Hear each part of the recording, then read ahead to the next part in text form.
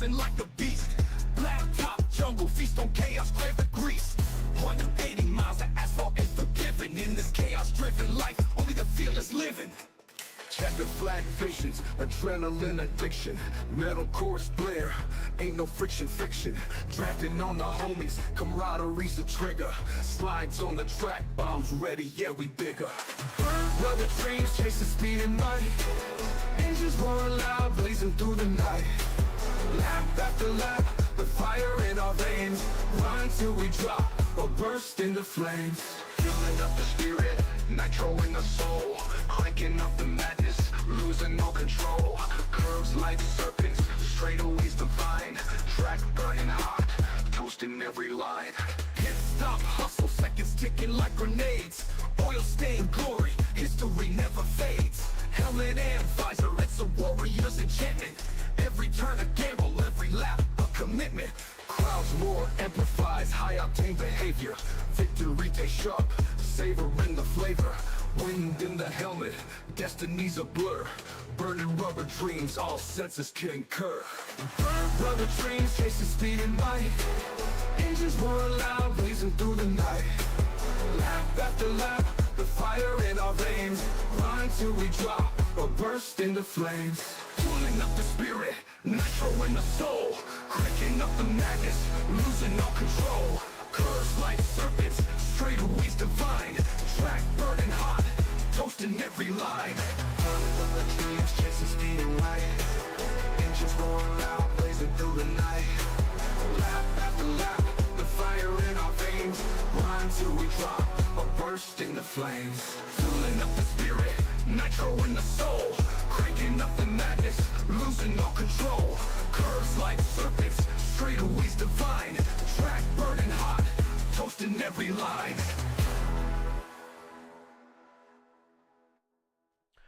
Woo!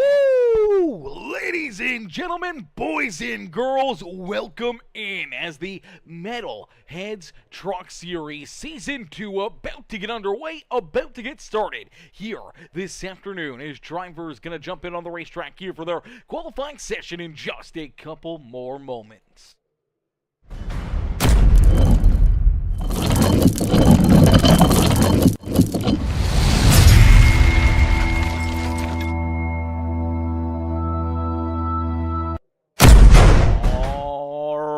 They're sliding out onto the racetrack here at the beautiful Daytona International Speedway here for the REVCO Electrical 250 here from Daytona International Speedway. It is race number 1, the season opener here for the Metalheads Truck Series. Each and every one of these drivers looking to get off to a hot start, looking to put themselves up and into victory lane as Daddy Duck coming in with the sub as well on the broadcast over there on YouTube, coming in hitting that subscribe button. Welcome to the Peacemaker family. Daddy Duck coming in showing the love says, time to feel the wind on my mustache. Let's go, baby. Let's go. It's always a nice feeling when you get that wind blowing through the mustache there. That's always a good time. As Tower Operator, what's good, Tower Operator? How you doing this afternoon? Coming in says, good evening. My boy Caleb Ramsey. What's good, Ramsey? Ramsey coming in showing the love as well over there on Facebook with the like on the stream says, let's go. And coming in with the exclamation mark followage over there on Facebook, the 1,183 days of being a part of the Peacemaker family. Absolutely mother fluffing insane, brother, coming in showing the love here in this one, man, and being a follower for almost 1,200 mother fluffing days. Michael King, Michael coming in with that like on the stream as well. How are you, Mr. King? Michael coming in, dropping that thumbs up on the broadcast as well. As ladies and gentlemen, boys and girls, if you're new here, if you're just tuning in for the first time to watch these Metalheads Truck Series drivers, make sure you guys hit that like button, hit that share button, hit that follow and subscribe button, become part of the Peacemaker family here today. As Mr. King says, I need to be in this race right now. Michael, you should get in here, brother. You should get in here. You should become part of the fun here.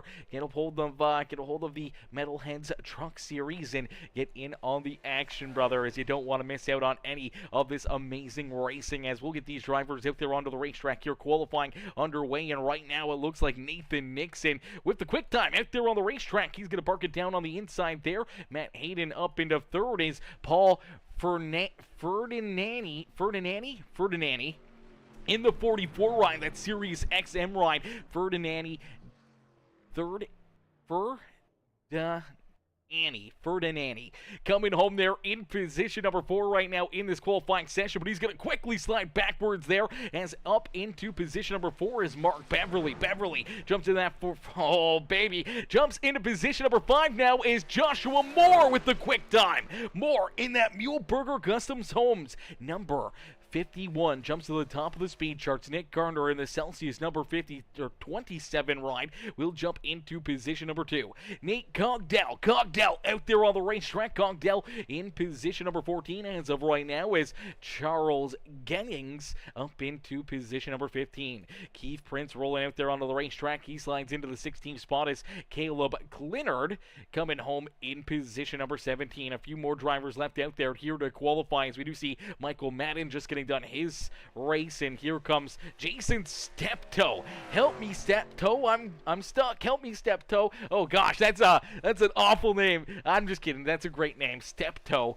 Man, that's a very unique one. It's Chuck Kiger out there as well. Kiger in that 422 run currently sits in 21st. Coop Reed out there as well. There's Reed in that 14 run. Coop out there currently sits in position number 30. We haven't seen Clinton Woodby jump out there onto the racetrack yet. Same with Dylan Poss. Is Poss not out there onto the racetrack as well? Hopefully that's the correct way of how to pronounce it. I do know that there's I'm pretty sure I saw that there was a pronunciation tab in the Discord, so any of these drivers, if we didn't get your name correct, make sure you guys jump in there. Let me know the correct way on how you pronounce your last name. As Tower Operator says Moore number 51 cheered on Moore out there as right now looks like he is quickest in qualifying. Is qualifying going to come to a close? Drivers are going to get a quick little warm-up session right here. Now this warm-up session, not quite a warm-up. We might see a couple trucks jump out there onto the racetrack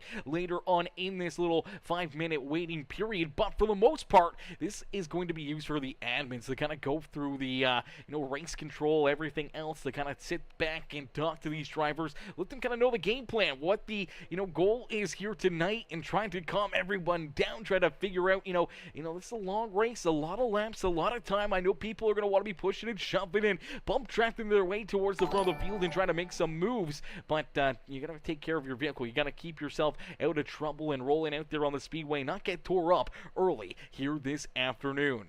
As we'll get them out there onto the racetrack in just a little bit. John Herbert, he's looking to slide out there onto the racetrack here in that Ridge Power Sports number 87 ride. He's the only one that's out there on the pit lane right now. Everyone else in the Discord right now getting some words in with the officials here, getting ready for things to rock and roll. As Michael King says, is there any dirt mini stock series that you know of that you will be broadcasting? Not that I'm going to be broadcasting anytime soon, Michael. Not that I'm going to be broadcasting, unfortunately, brother.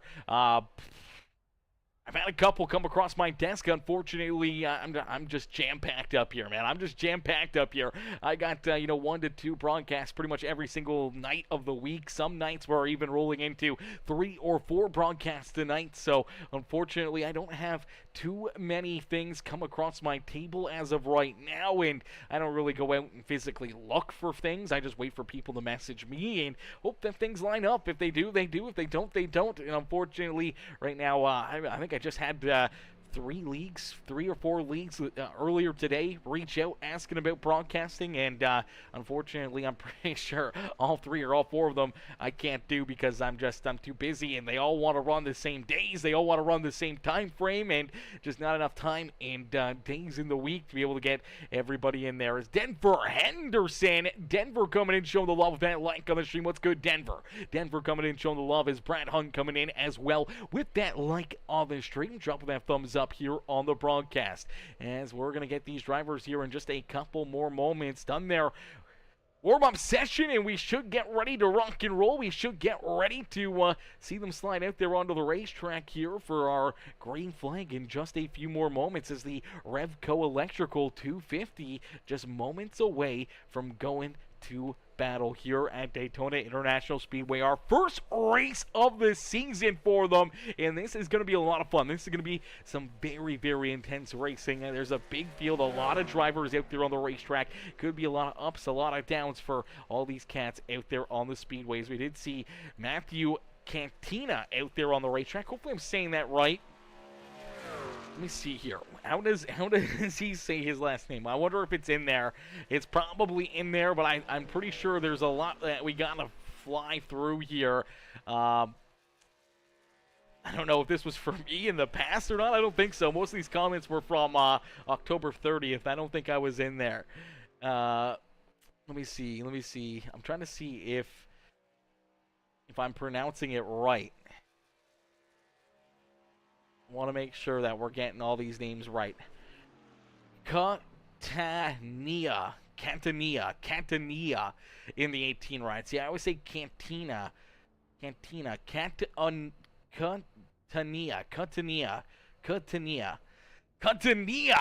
Catania there in that number 318 machine. I'm probably going to get that wrong all night long. I do apologize. I'll try to learn all these names. I'll try to go through all those comments over there and see if I can figure out some of those last names and get everything figured out here this afternoon. It's going to be a lot of fun. Going to be a lot of good times here this afternoon as hey, so I may have goofed it with nicknames. If it shows Doc and Papa, that's on me. Papa is Cogdell and Doc is Barry. I think you're good. Whoever G is that messaged me there on Discord. And this is going to be a lot of fun. This is going to be a good time, ladies and gentlemen. We're in for a treat here this afternoon now. Their drivers' meeting should be coming to a close in just a little bit. We should see these drivers slide out there onto the racetrack. Is Michael Newman out there as well? He's ready to rock and roll there in that number 12 machine. We do see Os Beverly. He's down pit side. He's ready to go to battle here. There we go. The checkered flag is out on this warm-up session. So our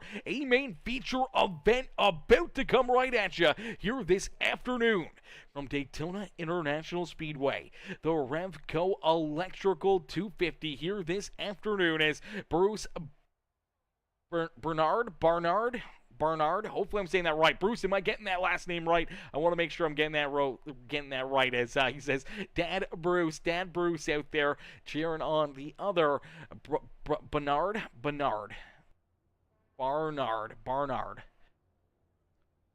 You just never know with names on how people correctly pronunciate each and every letter in that name. You know, it could be a silent R right there, could be, you know, a silent N. You just never really know. So it's always helpful if you guys know these names and I'm getting them wrong or I'm struggling with them. Jump into the comments section. Let us know. Let us make sure that we get these names right as we're going to get ready to rock and roll. We're going to go through all these drivers right now and starting on the pole here in our season opener. It's that 51 of Joshua Moore. Moore out in front here to start this race into his outside in the Celsius number 27, it's Nick Gardner. Gardner there in position number 2 with Nathan Nixon starting there in position number 3. Michael Newman to his outside there in 4th. And then we see Ashley Ellison Jr., who will start in position number 5. Ashley's outside will be that 5 ride. That is the Razor machine of Matt Hayden. Hayden will start there in 6th, is starting in position number 7 in the number. Let me make sure the 13 ride, that is Mark Beverly. To his outside, it's the 44. It's Paul Ferdinandi there in that Sirius XM number 44 ride. It's Joe Bennett who's going to start rounding out our top 5 here, I do believe. Yeah, it looks like he's going to be down on the inside of our top 10. Our 5th row out there on the racetrack. Rounding out our top 10 is that Muleburger Custom Homes number 42. That Sonographic Designs Silverado of Kevin Winker. K-Dub there in 10th. Matthew Katina. I'm going to get that wrong all night long, and I know it. I know I'm going to get it wrong all night long here now that I've read that comment that he put into the chat. It's going to mess with me all evening as Matthew will start there in position number 11 to his outside the 48 ride. It's Grayson McKee. Starting in position number 13 in the number 2 ride, it's Daniel Dow in the Sparkle and Shine ride, the Anything EC machine. There in position number 13 to his outside is Rusty Modesty. Nate Cogdell in the 33 ride of Jimmy Fitzmaurice. There in position number 16. Then we see Keith Prince, Charles Gettings, Skylar Barry, Caleb Clinard. There in position number 20, Michael Madden, Haas Beverly, Brett Summers, Colton Hardy, Coop Reed, Austin Gustafson, Justin Roden, John Herbert, Clinton Woodby, Bruce Barnard, Dylan Poss. Bringing up the rear of the field is Jason Steptoe and Chuck Kiger, not out there on the racetrack to start this race. So it looks like 31 drivers will take that green flag, as the other 2 drivers there deeper in the field are going to start down on pit road. As here we go, as we end all the anticipation with our feature presentation, as we are quickly green flag racing here from Daytona International Speedway. As out in front, it's Joshua Moore. Moore leading the way here in this one.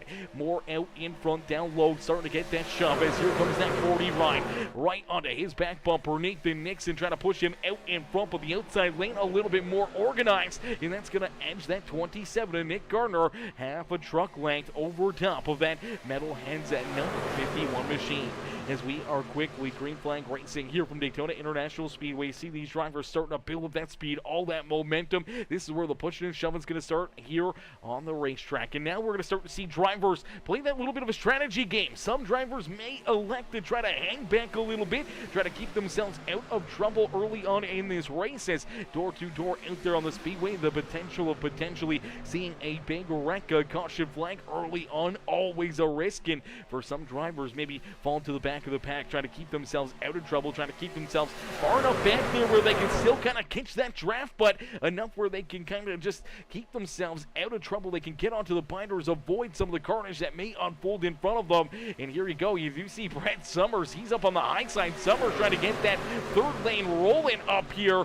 He's looking to the outside of that 3 machine. Keith Prince, he's finding a little bit of speed up there. He's actually going to look to make the move around the outside of that ASL number 3 machine. So you do see Keith Prince, he's going to jump down to the inside lane as the 7 ride of Brett Summers still rolling a little higher here on the racetrack, still looking to the outside of that 0-0 machine. And Nate Cogdell looking to try to hold him back there. He's going to slide up a little bit higher here in the 7 ride. That Boston Web marketing machine will fall back in line. So Brett Summers, far as up he could go as of right now, is into that 18th position. As you see that 3 ride of Keith Prince down onto the apron here. He's going to let a lot of these drivers go by. He's going to slide up in front of the 97 machine. That is Colton Hardy. Hardy going to get right back to his rear bumper here as they get rocking and rolling on the racetrack here once again. You see a couple more drivers a little farther back here. You see that 15 of Michael Madden. Clinton would be back there, as well as Bruce Barnard and Dylan Poss back there, as well as Poss there in position number 31. As Chuck Kiger and Jason Steptoe out there. Unfortunately, both of these drivers had to start down pit side. They've teamed up there, rolling together here. Unfortunately, they are about 17, almost 18 seconds back of our race leaders and that lead back on the speedway. As Bruce says, Bruce, go Gators, go Gators. Bruce says, you've got this, Dad, you've got this. As Shauna, what's good, Shauna? Shauna coming in showing the love as well, says, let's go, Winker and Moore, cheering on the pair of Muehlberger Custom Homes rides out there on the speedway, as Colvorn coming in, showing the love as well, says hashtag Winker Nation. As Winker Nation in full force here this afternoon, all these amazing drivers out there continue to battle and continue to see that 7 right up. Brett Summers moving to the front here.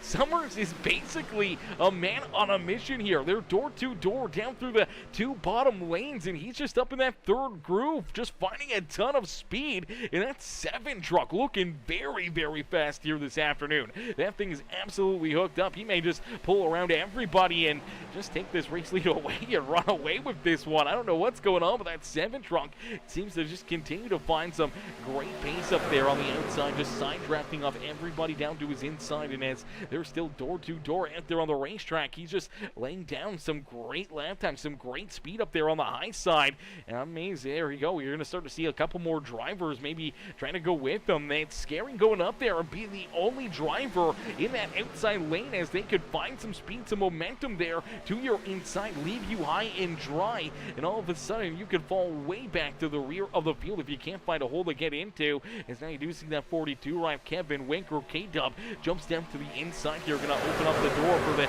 7 ride to maybe slide down into that middle groove, but he's still electing to stay in the outside lane here.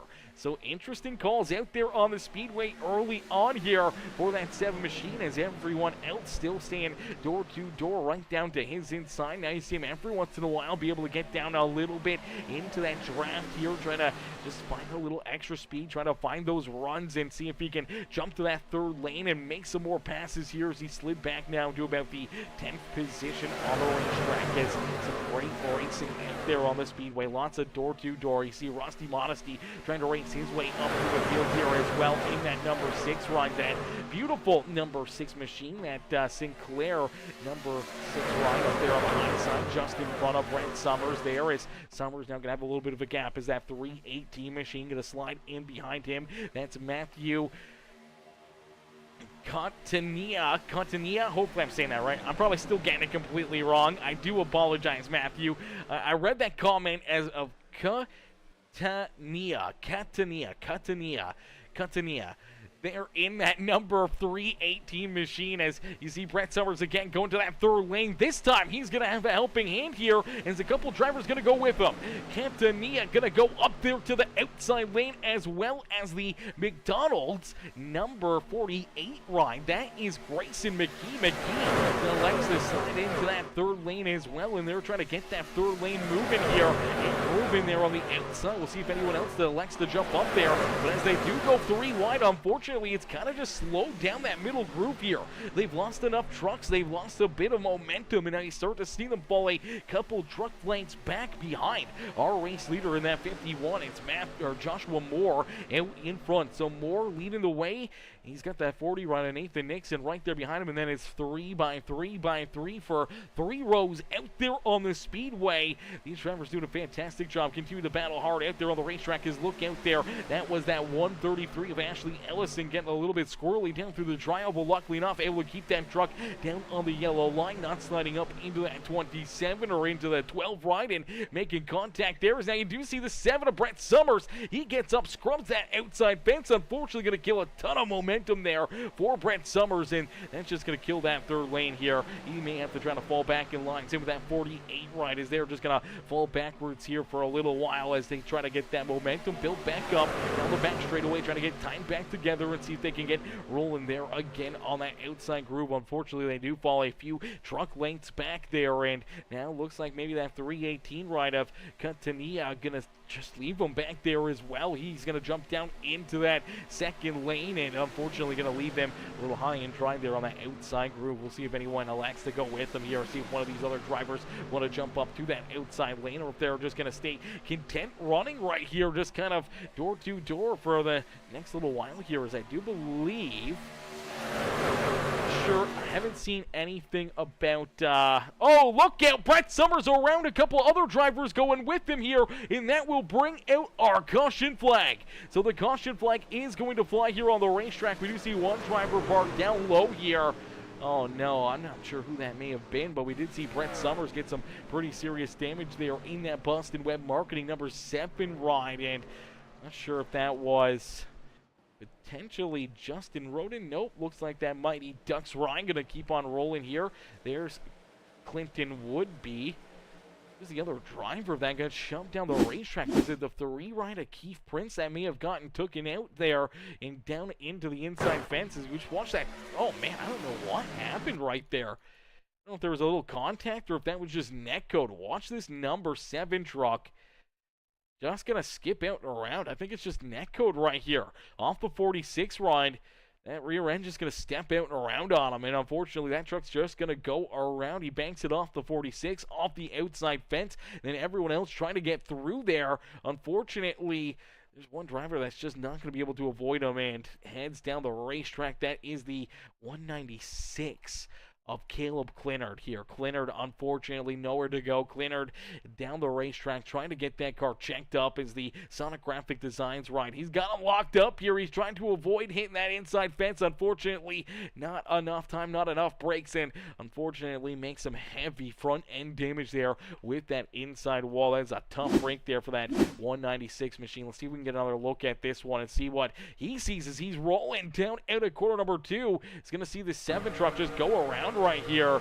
All of a sudden, he's right in front of him, shoots down low. Unfortunately, he gets some contact right there. It looks like he was going to avoid the 7 ride. He got down low enough, it looked like, and then as he was checking up to avoid him, Haas Beverly right there going to give him a shot in the back bumper, and that's just going to spin him down the racetrack here, and down the speedway he goes. He's going to unfortunately just lock him up right there, and not enough time. That truck slams into that inside fence. Heartbreaker right there early on in this race. Not only for him, but also for that 7 rider, Brent Summers. As Summers was traveling up through the field here, just doing a great job rolling that outside lane. Unfortunately, got stalled up there just ever so slightly. Let's jump on board here with Brett and see what he sees here from the cockpit.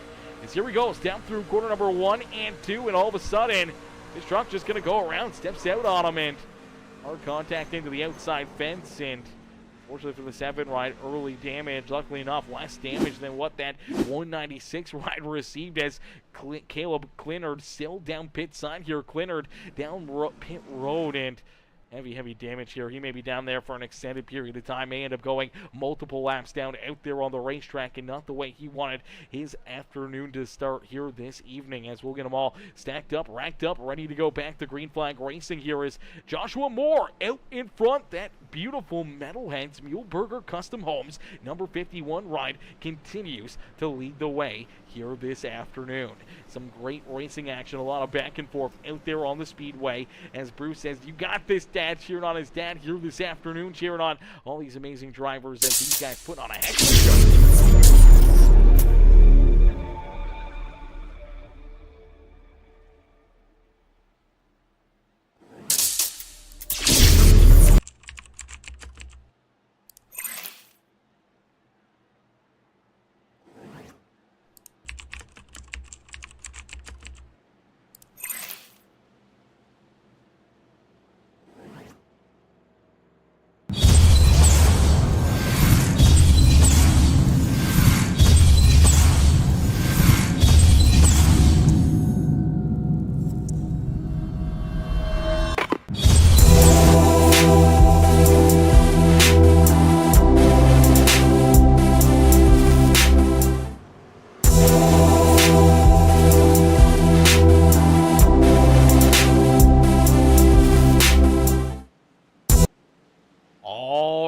Here we go. The lights are off. The official iRacing pace truck, and we're going to get ready to go back to Green Flag Racing here in the REVCO Electrical 250 this afternoon from Daytona International Speedway, as Joshua Moore out in front leading this race. Moore at the front of the pack here, getting ready for a big restart out there on the speedways. Each and every one of these drivers back there behind him looking for a way to beat that 51 right here this afternoon. So far, he's been basically the reflection of perfection out in front, but now Nathan Moore to his outside here. Moore's been on his back bumper for a lot of laps. We'll see if Moore has a little bit of extra speed. Maybe he'll be able to work that 40 ride out in front, and maybe slide down in front of that 51 ride and reverse the roles here in this second run of the afternoon after that early caution flag, as we were going to take a look and try to see if we had stage breaks here tonight or not. I don't know if we saw whether or not there were actual stage breaks, or if we're just going to get caution flags or whatnot here this afternoon. I don't know if I saw anything about stages in these races. I don't see anything for stages here.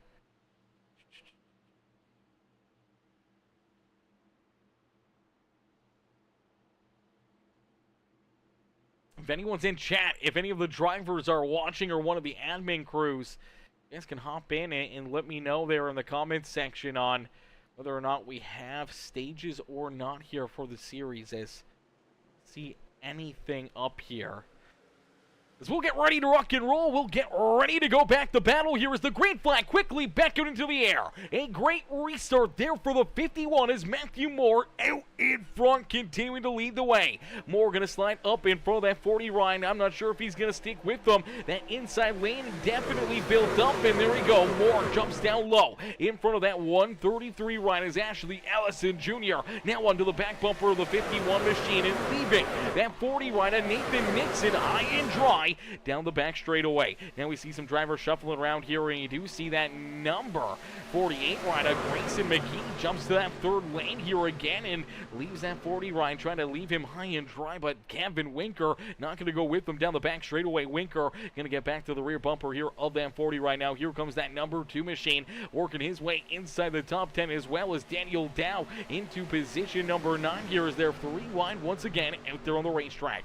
The 27 trying to race his way up back towards the front of the field here, as that is the 27 Nick Garner. Garner did come down pit side. We did see a few other drivers down pit road, as well as Joe Bennett back there in the body armor 05 ride. He rolls there in position number 12 on the racetrack. We saw Michael Newman come down pit road, as well as the number 33. That's Jimmy Fitzmaurice out there on the racetrack. He comes down pit side as well there on lap 11. A few other drivers deeper in the field all making that early pit stop here this afternoon, as drivers trying to keep a little bit of strategy alive here this afternoon. As here we go, that third lane starting to come alive in that middle groove, getting shoved by Mark Beverly. Beverly will jump up and take that race lead away. So Mark Beverly, our new race leader, is the Asphalt Outlaws Racing number 13 ride, will jump down to the inside lane in front of the 51 of Joshua Moore. Moore going to leave him high and dry though, as he's going to jump into that middle groove, and he's going to look to reverse the roles here as he wants to get that 40 ride of Nathan Nixon again to his back bumper. As that 42 a K-Dub, Kevin Winker right there in the middle. You see a few more of these drivers deeper in the field here, just trying to play it a little safer out there on the racetrack. You see a few of these cats kind of just hanging back. Colton Hardy, Justin Rodin, Coop Reed, Clinton Woodby all back there, as well as there's contact in front of them. A couple drivers into the outside fence. There goes the 01 ride. He'll go around down across the start finish line, and I do believe we are going to see that caution flag come back out. So cautions breeding cautions here at Daytona International Speedway, and unfortunately a few drivers just getting tore up out there on the racetrack. As it starts a little farther forward, the 22 here of Haas Beverly, looks like he's going to get a little contact here between himself, and I'm not sure who he gets a piece of. Oh, there's contact in front of him again. Oh, no, we're on the wrong caution flag here. Let's go a little farther forward. There we go.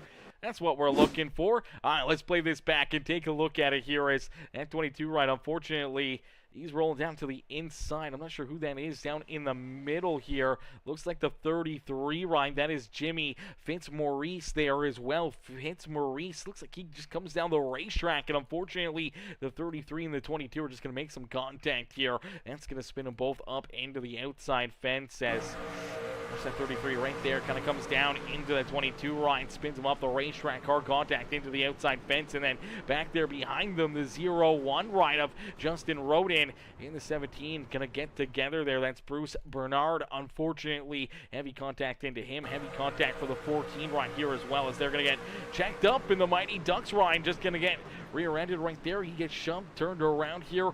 Unfortunately, just on the binders, can't get that truck from washing back up the racetrack, and that Gators number 17 ride just going to slide right into him here. Bruce, really nowhere for him to go, as he's going to end up with some pretty solid contact right here, as he's just working his way through it. He's hanging back there. He was playing it smart, trying to keep himself safe. Unfortunately, they were checking up. He goes to the outside to miss that 196 ride, and all of a sudden, here comes that 101 ride right in front of him. He locks him up, and this unfortunately slides right into that ride, and heavy contact there for him. Definitely not the way he wanted things to go here in this one. You see that 196 ride still trying to avoid it, still trying to keep himself out of trouble right there, and unfortunately he's going to go around as well. Now, I don't know if he gets a piece of anybody, if he gets any damage here himself, but he does see that contact and locks up the binders here, trying to avoid him. Just get a little up tap there into that 01 ride of Justin Rodin. Unfortunately, enough break, couple heavy hits out there on the racetrack, and that's going to bring pretty much everybody down pit side here. Only a couple trucks staying out there on the racetrack. Everyone else headed down pit road. There's the 51 of Joshua Moore, Nick Gardner down pit side, Nathan Nixon, Matt Hayden, Michael Newman, Mark Beverly, Paul Ferdinandi coming down pit side, as well as Ferdinandi coming down here into pit lane, as well as all these drivers jumping back out onto the racetrack, as the only two drivers not to come down pit side there was this his 48 rider, Grayson McKee. Grayson did not come down pit road, and Ashley Ellison Jr. not coming down pit side either. So using that track position here this afternoon is, yo, what's good, Justin? What's good, Mr. Toll? How are you, brother? Justin coming in, showing the love over there on Facebook, says, Aaron, guy got spun out there. Yeah, that was a wreck. That was a wreck for certain, brother. That was definitely a wreck. And unfortunately, a couple guys got spun out there. A couple guys got some damage out there, and a couple tore up race trucks here on the final day of the month. And our first race here, our season opener here in the REVCO Electrical 250, powered by the Metalheads Truck Series. As things are just starting to heat up, things are just starting to get exciting, and we're inching closer and closer to getting towards that halfway marker here. Now, I still don't know if we have stage breaks or not here, so I haven't seen that yet or not. As Bruce says, dang, Dad, you almost had it. You will get it next time. Yeah, hey, still lots of time to race out there on the speedway. Still a lot of time to get that truck repaired, get back out there onto the racetrack, and keep on rolling there on the speedway. It's not over yet for that number 17 machine as he continues to roll out there on the racetrack. Has gotten that truck repaired, in the 17 Gators ride ready to rock and roll. That Florida Gators machine ready to go to battle. As let me see here. I'm trying to think, who is the most famous Florida Gator that I could potentially know? Did Tim Tebow? Was that the team he went and played for? Was it Tim Tebow that's a Gator? It's like one of the most famous Gators. I'm pretty sure it was Tim Tebow. Was it not Tim Tebow? I could have swore he went from like a Texas team into the SEC, and I'm pretty sure he went to a Florida team. I'm pretty sure it was the Gators, and then they ended up doing very, very good with Tebow. That's what got him into the NFL. Pretty sure it was Tim Tebow. Yep, it was. It was Tim Tebow. That was staged. Herbies, that was the stage right there. Okay, so that caution flag ended the stage right there. Okay, when stage 2? Before we go green, Herbie, if you know, brother, let me know. When's stage 2? I don't think I got that info, and I don't know where it is in the Discord, so I haven't been able to see on when the stage breaks are or anything else. So I've been kind of trying to figure that out. I've been trying to look through there as much as I can to see that. As okay, Cole Bourne says, yep, it was him. Bruce says, yep, and so doesn't Bruce Wheelberger as well. Yeah, it was Tim Tebow. Yeah, it was Tebow, says Justin. Okay, perfect. Correct, Tim Tebow, says Robbie Tester. I'm glad that my mind was able to do that. Justin says, what up, buddy? Keep your bipolar weather up in Canada. Listen. No, you guys can have it, man. We've been buried under ice for the last weekend, okay? The last weekend, man, we had so much ice. We had a bunch of cities up here in Ontario. We were in state of emergency. There's some cities that are still going to be without power for probably the next, I don't even know, 4 or 5 days without power, man. At work today, I was just slinging generators nonstop out the door, man, and we were just selling generators nonstop. Guys coming from, multiple hours away to get generators because all the stores around them had sold out, so we were definitely doing that. And Danny Warfel also from the Gators as well. They've definitely had a lot of very good players there. A lot of good defense. I remember that for a long time. Their defense was outstanding. And obviously Tim Tebow, always very, very good. Always like Tim Tebow, man. As here we go. Back to Green Flag Racing. Stage number 2 now officially underway. Stage number 2 underway here this afternoon, as that was technically the stage break right there. That was the end of stage number 1 here this afternoon, as Joshua Moore, Nick Gardner, Keith Prince, 1, 2, and 3 out there on the speedway, and they're starting to separate themselves here a little bit. As down the back straightaway, they're able to pull away from that inside-outside lane, but here comes that 40 of Nathan Nixon. Nixon right there, ready to keep on making some moves here as he goes from that bottom lane up to the high side, and Nixon looking to get that outside lane grooving and looking to try to make this 2x2x2 throughout the field here once again, as Joshua Moore leads the way. He's got Nick Garner there on his back bumper. Here comes Nixon to the outside. He's getting pushed by that 48 rider, Grayson McKee. Now, Grayson, I'm not sure what the fuel mileage is going to be for a lot of these drivers, but we have seen a lot of these cats come down either once or now twice even out there on the racetrack, and last time around lap number 18, all came down pit side. Got some tires, got some fuel here, except for that number 48. Also, the 318 shows that he didn't come down pit side as well, but I do believe he was down on pit road in that 318 machine. I don't know why it's showing that he wasn't down pit road. And then we saw, where's the other one? Okay, looks like Ashley did come down pit road there before we went back to green flag racing. I thought we were missing a truck up there at the front of the field. Is that 133 right of Ashley Ellison did end up coming down pit side there on lap number 19, making that pit stop, making sure she came down pit side, got some tires and got some fuel into that truck. Is right now one of the only drivers out there to not come down pit side as of yet is that 48 ride of Grayson McGee. Now that's going to be very, very tough here for a lot of these drivers to know that the 48 hasn't made that green flag pit stop. If we roll another 10, 15, 20 laps without seeing a caution flag, and he's kind of stuck there in the middle, he may be getting very, very low on fuel. He may have to come down pit side, and we'll have to wait and see if he can fight his way down to the bottom, see if he can get that truck down there, and hope to see maybe a caution flag before he runs out of gas or has to make that green flag pit stop out there on the speedway. As Brett Winker, Brett coming in, showing the love over there on YouTube, says, "Let's go Winker!" Hashtag Winker Nation cheering on K-Dub here this afternoon. As Penny L says, "Go Nader!" Cheering on Nader out there on the speedway. As Nader definitely going to be a lot of fun. As Justin Toll says, it's literally got to 85 degrees here for 3 days, and on the 4th it was 25 and snowing. Yeah.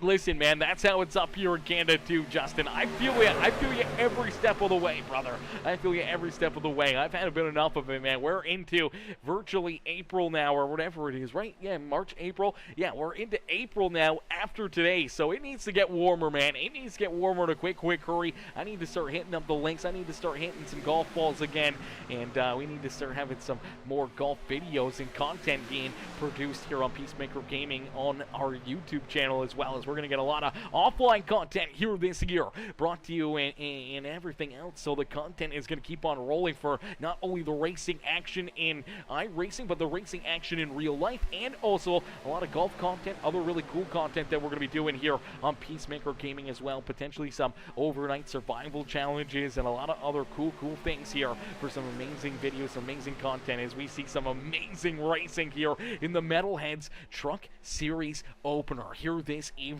A lot of 2 wide, a lot of 3 wide here this evening, and up at the front of the field, they're 3 wide down across the line.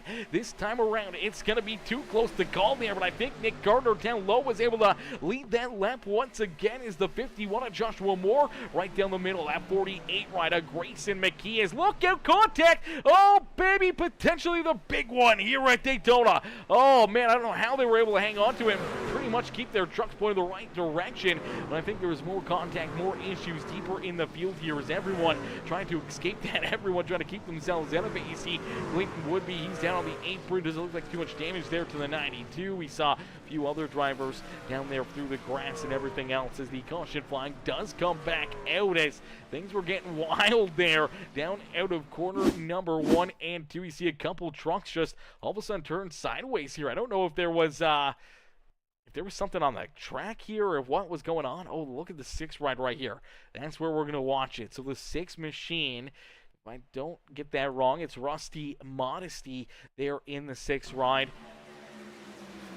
Looks like Brett Summers here.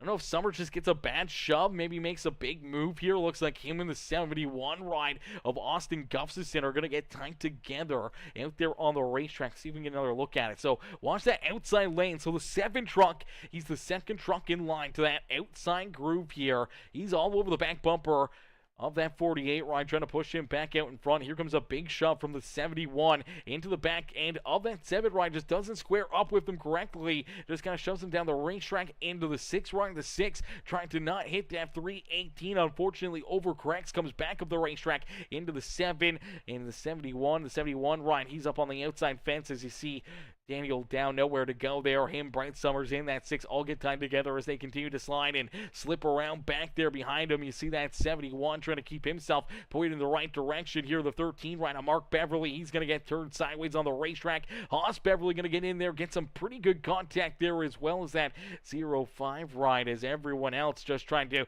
dodge that number 13 machine as he's right there in the middle of the racetrack. And unfortunately, looks like that 14 ride of Coop Reed. Coop, unfortunately, unfortunately not going to get checked up quick enough here, and Coop's going to slide right into that 13 truck as Mark Beverly just doing his best as he can to keep that truck from sliding down the racetrack. He had him locked up, unfortunately not enough there, and he slides down the racetrack right into the lap there of that 14 machine. Some pretty heavy contact there for a few of our drivers, as we'll get them all stacked up, racked up, and ready to go back to green flag racing. We see a lot of drivers again coming back down pit lane here. Drivers coming down, getting fuel, maybe getting some tires out there, playing that strategy game here this afternoon and taking advantage of another caution flag. Going to give up that track position, as now Nick Gardner will be back in position number 6 or 7 for this restart. Joshua Moore jumps back out there as well. He's going to be back in about 7th or so. Matthew Catania,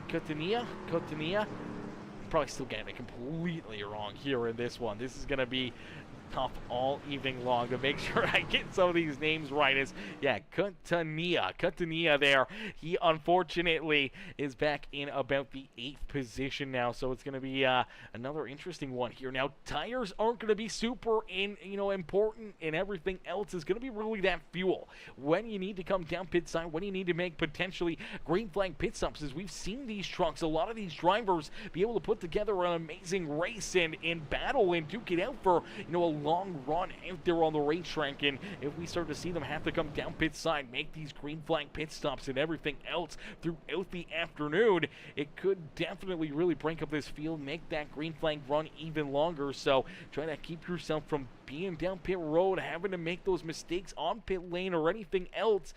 Making sure that you're always topped up, always making sure you got fuel in your truck, and rolling out there on the speedway, giving up a little track position to make sure that you get that extra little bit of strategy into your back pocket out there on the speedways. We will get them ready to rock and roll. We'll get ready to go back to battle here in this one, as Nicole coming in says, let's go Winker, hashtag Winker Nation, cheering on K-Dub here this afternoon, as Bruce says, Team Dad, aka Bruce Bernard. Go Dad, you got this, and don't forget, go Gators. Sersky is Michaela coming in. Michaela Scarborough coming in says, get it, Ellison. Cheering on Ellison out there on the racetrack, is Nicole once again coming in with the let's go Winker, hashtag Winker Nation over there in the comment section on the YouTube stream. As ladies and gentlemen, boys and girls, we're live not only over on YouTube, we're live over on Facebook, Twitch, and obviously YouTube as well. Make sure you guys go follow us on all of our channels and follow along and watch on your favorite, your favorite channel, your favorite service out there. As I know some people, they prefer YouTube, some people prefer Facebook, or some people, the younger generation, sometimes they prefer watching over there on Twitch. As nonstop racing action, Penny L says, go Nader. Cheering on Nader here this afternoon. That 40 ride looking strong here this evening, as each and every one of these drivers getting wound up and ready to go here for another big restart on the afternoon. We're already 28 laps down here. We're going to be 29 laps down after this green flag, and virtually about 70 laps left in this race. So still a lot of time here, man. If you've ran into mistakes, if you've gotten some damage, if you had a tough time out there on the racetrack, you want to be able to try to, rebound, and you got time to kind of get your truck repaired. There's been a few caution flags, so if you went down a lap early out there on the racetrack as well, you got that possibility of getting those laps back, getting back onto the lead lap, and I do believe that's what the 196 ride of Caleb Clinard's trying to do right now. As Clinard, I do believe, is still a lap or two behind here. He's hoping to see a couple more caution flags and hoping to get himself back on the lead lap. And unfortunately there for that WeatherTech.com number 71 ride of Austin Gustafson down pit road here since that incident, since that contact. The 71 ride not rolling back out there onto the racetrack, and unfortunately stuck down pit side. As we go back to green flag racing, as Keith Prince, our race leader out there on the speedway, had control there on that restart, got a great launch, a great restart, quickly out in front here as Nate Cogdell to his back bumper. Cogdell in that Carolina collision. 0-0 ride, that beautiful Sonic Graphic Designs ride. They're in second, and here comes John Herbert. Herbert, they're in third. He's looking to make the move to the outside. Here is Colton Hardy to his back bumper, trying to push that Ridge Power Sports KR Gutters number 87 truck to the front of the field. And John Herbert looks like he is going to get into the top spot here as he battles door-to-door with that 3 machine for a quick second. Was able to lead this race. We'll see if he can take that race lead down across the line here this afternoon. As here we go, that third lane starting to form again out there on the racetrack. That's Nick Gardner leading the way there in that third groove on the racetrack. As Gardner has Modesty there to his back bumper. Here comes that number 5 right there, joining them on that outside lane is the 5 machine of Matt Hayden, looking to try to race his way back to the front of the field here. Same with that 48 ride as Grayson McKee, definitely the biggest benefactor of that caution flag, able to get down pit side, finally get some fuel and everything else there as they get squirrely down the back straightaway after a big move there from Joshua Moore. Moore with a big move down the back straightaway, just got up and cleared the nose of that 27 ride. They lost a bit of momentum right there, but now here you go. You see, after they were able to get their cars collected, everyone pointed in the right direction. That 51 of Moore now hoping to see Nick Garner jump there with them and start to push him up towards the front of the field here. They're hoping to see that 7 of Brent Summers slide back up to the high side and join them, but the caution flag will come back out. So the caution flag coming back out here in this one, and oh no, it's Steptoe, Jason Steptoe out there on the racetrack. He's going to get collected here in this one. Looks like he's going to get a little help here. The 422 ride. That's Chuck Kiger. Kiger out there on the racetrack in that 422. Looks like a big move into the 44 of Paul Ferdinandi out there on the speedway. Let's see if we get another angle at this one. See if we get another look at it. Does it look like this truck just... I don't know if he just gets onto the binders here or what happens as kind of slows down a little bit, or just, yeah, right there. He kind of gets a little bit nervous seeing that 44 truck kind of go from the high side here down to the middle groove. Unfortunately, he just gets checked up right here, trying to get down in behind him. Looked like he was maybe going to get into the back end of him right there. He gets a little checked up. The 422 ride not checking up quick enough, and it's, oh no, help me, Steptoe out there on the speedway. It's Jason Steptoe, unfortunately, going to get sideways on the racetrack here, and for that 50 ride, he is going to go around, and that's what's going to bring out our caution flag. You see Kiger right there as well. He's trying to keep himself out of this trouble. The 196 ride, he's just going to spin it around, trying to avoid another wreck out there. Some more of the carnage out there on the racetrack is, here you go, that running on scuffs. Number 50 ride turned around. Good contact there to that front splitter. Unfortunately, sliding back out there onto the racetrack. Hopefully, that truck not going to have too much damage out there on the speedways. We'll get them all stacked up, racked up, ready to go back to green flag racing here in this one. And another opportunity here for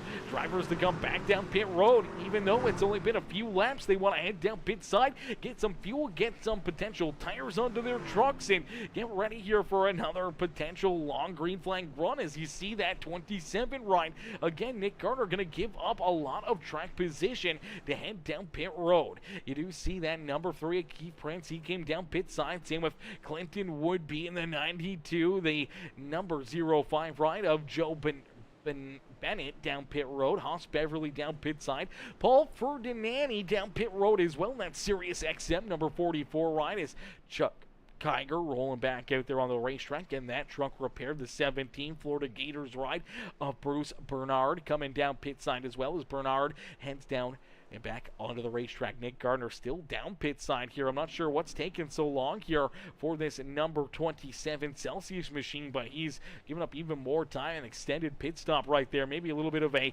bathroom break there for Nick Gardner as they allowed Coop Reed to get around him. We do still see Jimmy Fitzmaurice down pit road here in that 33 truck, just rolling back out onto the racetrack. Mark Beverly still down pit side here himself, but he's rolling back out there in that Asheville Outlaws Racing number 13 ride. Dylan Poss out there as well. Hopefully I'm seeing that right. I don't know if it's Pass, I don't know how he pronounces it. We do see Jason Steptoe, though. He does jump back out there onto the racetrack there in the running on Scuffs number 50 ride as he rolls back in 31st. And now the 196, I do believe, still scored a lap down here this afternoon. So a tough break there for him, but hopefully potentially going to get some more wave arounds or opportunities here. I don't know if there are any wave arounds. Still showing him about 2 laps down here. And for Caleb Clinard, definitely not the way he wanted things to go this afternoon. As early contact, early trip down pit road, an extended trip down pit lane, and he's back there in 32nd. Austin Gustafson still down pit side as well. That truck has been repaired. The crew has got it looking good down there on pit road, but he's now about 8 laps down and unfortunately still parked down on pit lane. Here we go, another wave of drivers headed down pit side, getting some repairs, hoping to try to get their trucks fixed up, getting every drop of fuel they can. You do see Nick Gardner coming back down pit lane, Michael Newman, Paul Ferdinand down pit road as well. So as we get ready to go back to green flag racing, a lot of strategy being played out there on the racetrack. A lot of different strategy here in this one, ladies and gentlemen, as we'll get them stacked up, we'll get them racked up, we'll get ready to go back to green flag racing here this afternoon. Ladies and gentlemen, boys and girls, cheer on your favorite driver here this evening. Let us know in the comment section who you want to see up in victory lane. Who do you guys want to see pick up the dub here this afternoon? Who's it going to be? Who's going to get the dub here this evening, as we still got a lot of racing left to go. A lot of time for drivers to run into problems, a lot of time for drivers to try to rebound from problems out there on the racetrack and try to race their way back up to the front of the field. Now, as long as it's not 2 wide or 3 wide for a long time, potentially drivers can move through the field a little bit quicker if they can get teamed up with some of their teammates out there on the racetrack, make some quick work, maybe make a new line and slide themselves closer to the front of the field. And it doesn't take much from, back in the 20th area, you can really get to the front of the field if you can find a couple openings. A few laps could race your way back to the front of the pack here. It doesn't matter about the tires. Tires don't really make a huge difference here at Daytona International Speedway. That fuel will definitely play a big role, but fresh tires never hurt out here at Daytona. Just giving you that extra little bit of grip for when you're making these big moves, sliding from the high side to the bottom, or from the bottom to the high side, and moving around out there on the racetrack, or taking big shots to the back bumper out there, trying to get that bump trap rolling. As here we go back to green flag racing is down through the Geico restart zone. We are back to battle here this afternoon with the Metalheads Truck Series season opener. Season 2 underway here this afternoon, and out in front it is that 00 ride. Nate Cogdell leading the way here in this one, as he's got that 97 of Colton Hardy right there on his back bumper. Now here comes Joshua Moore up into third. He's got the 7 of Brett Summers there on his back bumper. You see that 87 right, John Herbert trying to get that outside lane rolling here, trying to work his way in front here on this race night. As the 01 ride, who we saw turned around not too long ago, heavy damage for that Mighty Duck 01 ride. That is Justin Roden. Roden now up at the front of the field here, just inside the top 5, as he's got that 318 ride right there behind him. But look out, Nate Cogdell, our race leader, down through the grass here, up the racetrack. Unfortunately, Haas Beverly gonna get a big piece of him there, and the caution flag will come back out. So cautions breeding cautions here this evening, and some pushing and shoving down the front straightaway. And unfortunately here for our race leader, even he can't avoid it here.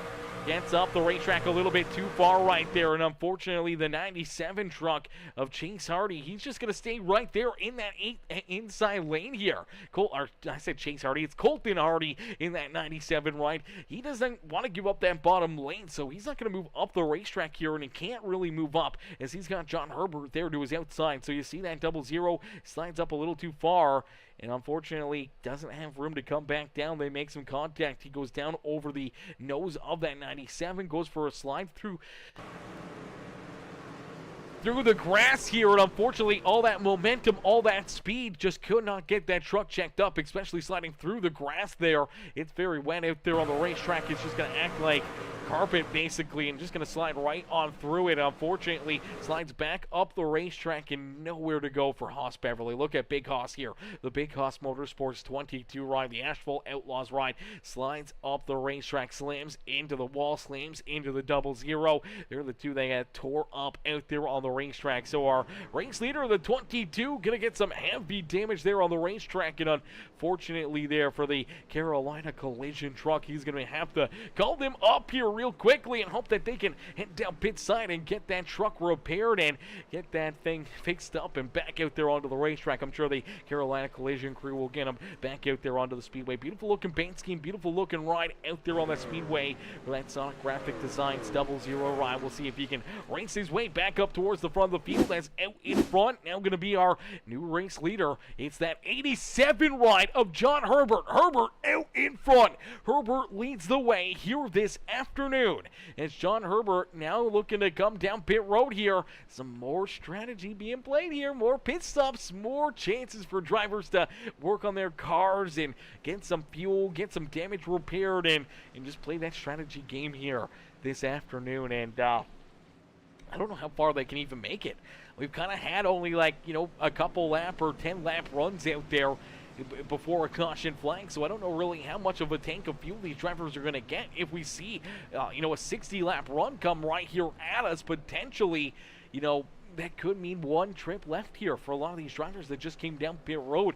Maybe they can make it 41 laps or so, maybe 31 laps, and then have to come down pit lane, kind of split that next little bit of a stage here, the next little band of 60 laps out there on the racetrack, and see if that can be the winning strategy here this evening as we'll get them all ready to rock and roll. We'll get ready to go back to green flag racing out there on the speedway as each and every one of them going to get stacked up door to door out there on the speedway. As we do see lights turn back on here, so we're going to get a quick little break in here. I'm going to get a quick drink into us, and we'll be right back after a quick little bit of music and a little bit of look here at all of our amazing sponsors here in the REVCO Electrical 250 and the Metalheads Truck Series. All these amazing sponsors making this possible to give us some amazing racing action here this evening. So make sure you guys check out all of our sponsors, show them the love that they deserve for being a part here of the Metalheads Truck Series Season 2.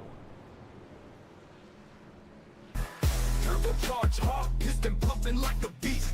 Black top, jungle feast on chaos, crave the grease. 180 miles of asphalt is forgiven. In this chaos-driven life, only the fearless living. Checkered flag visions, adrenaline addiction. Metal chorus blare, ain't no friction. Drafting on the homies, camaraderie's the trigger. Slides on the track, bombs ready, yeah we bigger. Rubber dreams chasing speed and money. Engines roar loud, blazing through the night. Lap after lap, the fire in our veins. Run till we drop, or burst into flames. Fueling up the spirit, nitro in the soul. Cranking up the madness, losing all control. Curves like serpents, straightaways divine. Track burning hot, toasting every line.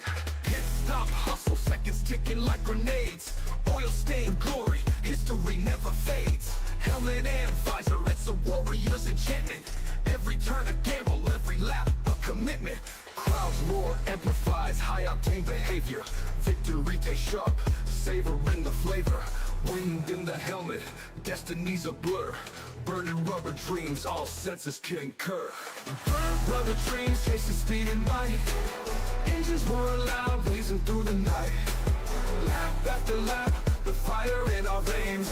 Run till we drop, or burst into flames. Pulling up the spirit, nitro in the soul. Cranking up the madness, losing all control. Curves like serpents, straightaways divine. Track burning hot, toasting every line. Rubber dreams, chasing speed and light. Engines roaring loud, blazing through the night. Lap after lap, the fire in our veins. Run till we drop, or burst into flames. Fueling up the spirit, nitro in the soul. Cranking up the madness, losing all control. Curves like serpents, straightaways divine. Track burning hot, toasting every line. Woo! Alrighty, shout out there once again to all of our amazing sponsors here with the Metalheads Truck Series as we're going to get ready to go back to green flag racing. Is down across the line, seeing that green flag come back out here in just a few more moments. Lap number 40 is going to get clicked off the board here as Joshua Moore out in front, continuing to lead this race, but Moore has been running into some connection issues here. That 51 Ryan has been blinking quite a bit here out in front, and that's going to make it very, very difficult for all the drivers around him here. He has been blinking pretty heavily, and as they try to get back onto the throttle, as they try to push him out there on the racetrack, they don't know exactly where that truck is or where he's going to be on the racetrack. So if they're rolling into his back bumper and all of a sudden he disappears out there on the racetrack, they can spin him around in a quick hurry and be here at the front of the field. Definitely not the place that you want that to happen. We've already seen it once where our race leader got spun around out there on the racetrack. We do not want to see it again here this evening as Moore looks like that car is sitting pretty right now. Not a whole lot of blinking as we are back to battle here this afternoon. Down the back straightaway, you see these drivers building up that speed, all that momentum. They're starting to shuffle around down into corner number 3, trying to make some moves here. Skylar Berry, they're in position number 6. Good to see that 46 up there battling here towards the front of the field. Kevin Winker, K-Dub right there as well in position number 6. A little squirrely right there in the 17 ride as Bruce Bernard trying to keep that truck pointed the right direction. Looks like he's going to find a hole down low. He's going to slide down in front of that 422 of Chuck Kiger. Down low in that 422 ride, rolling here to the back bumper of that number 17 ride as John Herbert back there just rounding out our top 10. To his outsides, that 50 ride of Jason Steptoe rolling right there as here we go. That 15 machine starting to make his way towards the front of the field. That's that Sparkle and Shine Anything EC machine of Michael Madden. Madden has been hanging out deeper in the field for majority of this race. Now Madden starting to race his way up towards the front of the pack here, looking to see if he can race his way inside the top 10 out there on the racetrack. He's got Matt Hayden right down to his inside here, same with that 06 rider Rusty Modesty. Here comes the 01 of Justin Roden into his back bumper as Roden actually goes up the track here, tries to pick up that 50 ride, seeing if he can try to help that 50 machine out there ever so slightly. Unfortunately, not much he could do right there as here we go, Matthew Catania there in position number 2 on the racetrack, door-to-door here with Nathan Nix and his Nader trying to continue to push that Muehlberger Custom Homes number 51 ride. Matthew Moore out in front, not Matthew Moore, I keep saying Matthew Moore, I don't know why. A local driver here around me is Matthew Moore. That is Joshua Moore in the 51 ride. It's the Moore Nation machine there in the top spot leading this race. Josh out in front, showing these drivers that he's the car to beat, but you still see him blanking every once in a while out there on the speedway, and that is a very, very dangerous game. And for a driver like Nathan Nixon, who likes to push a lot out there on the speedway, that could be potentially catastrophic for a lot of drivers here on the afternoon. If that car starts blinking at the wrong time, and, you know, all of a sudden he could be parked inside of that 40 line, could be getting turned around without the 40 even really knowing. So it's definitely a difficult position for that 40 machine, as right now he's glued to the back bumper, pushing him down the back straightaway, just hoping that he doesn't disappear like that right there, as all of a sudden you can have him turned around, pointed the wrong direction, and not even know it out there on the speedway. So far, they have been very, very lucky with it, and hoping to keep themselves out of that trouble here this evening, as you see a little bit of movement there out of that 422 ride, going from that middle groove down to the bottom side, as here comes Mark Beverly back up towards the top 5 here this afternoon in that Asheville Outlaws Racing number 13 machine. Brett Summers right there as well, as he's glued to the back bumper of that 42 of Kevin Winker, as K-Dub rolling there in that second truck on the outside lane. Now here comes Michael Madden. Madden has raced his way now inside the top 10 out there on the racetrack. It's going to be interesting to see if Madden decides to go down to that middle groove, or if he wants to try that outside lane and see if they can make it some more 3-wide racing out here towards the front of the field, as that second line starting to get a little extra help here. The inside groove seems to be breaking up just ever so slightly, as here we go, the caution flag is going to come back out. So the caution flag back out onto the racetrack here, or what, our 4th time here this afternoon? I think something like that. Looks like a couple of drivers getting tied up, a couple of drivers down and off the racetrack here. Looks like Clinton Woodby and a couple other cats all running into some problems here. Oh man, Matt Hayden collected here. The 2 ride also getting turned right there. That's Daniel Dow. Dow hard contact into the outside fence right there.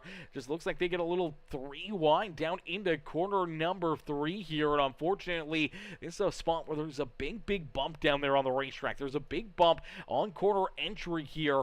And for that 2 ride just being so tight together with these other drivers, just looks like as the truck kind of gets loose over that bump, gets a little help there, a little nudge from the 87 of John Herbert. That gets him loose. He's trying to keep him out of the 87, ends up making contact and washes right back up the racetrack, right into the lap of that 5 ride. Hayden nowhere to go. Heavy damage there as well for the 50 machine as he gets a piece of them, then gets tagged there again. Now you see everyone else there in scatter mode trying to avoid that spun out number 2 ride. The 33, the 05, they all get collected there as unfortunate contact and unfortunate damage there for that 33 machine of Jimmy Fitzmaurice. As Fitzmaurice unfortunately having some problems there. That 05 ride getting tore up again out there on the racetrack. Daniel Dow looks like he's just going to take that car right off the racetrack here. Coop Reed getting some pretty good damage there as well. Let's see if we can get a look here at Coop Reed and what happened here to him as he was a little farther in the pack here, trying to get that 14 ride to roll in, and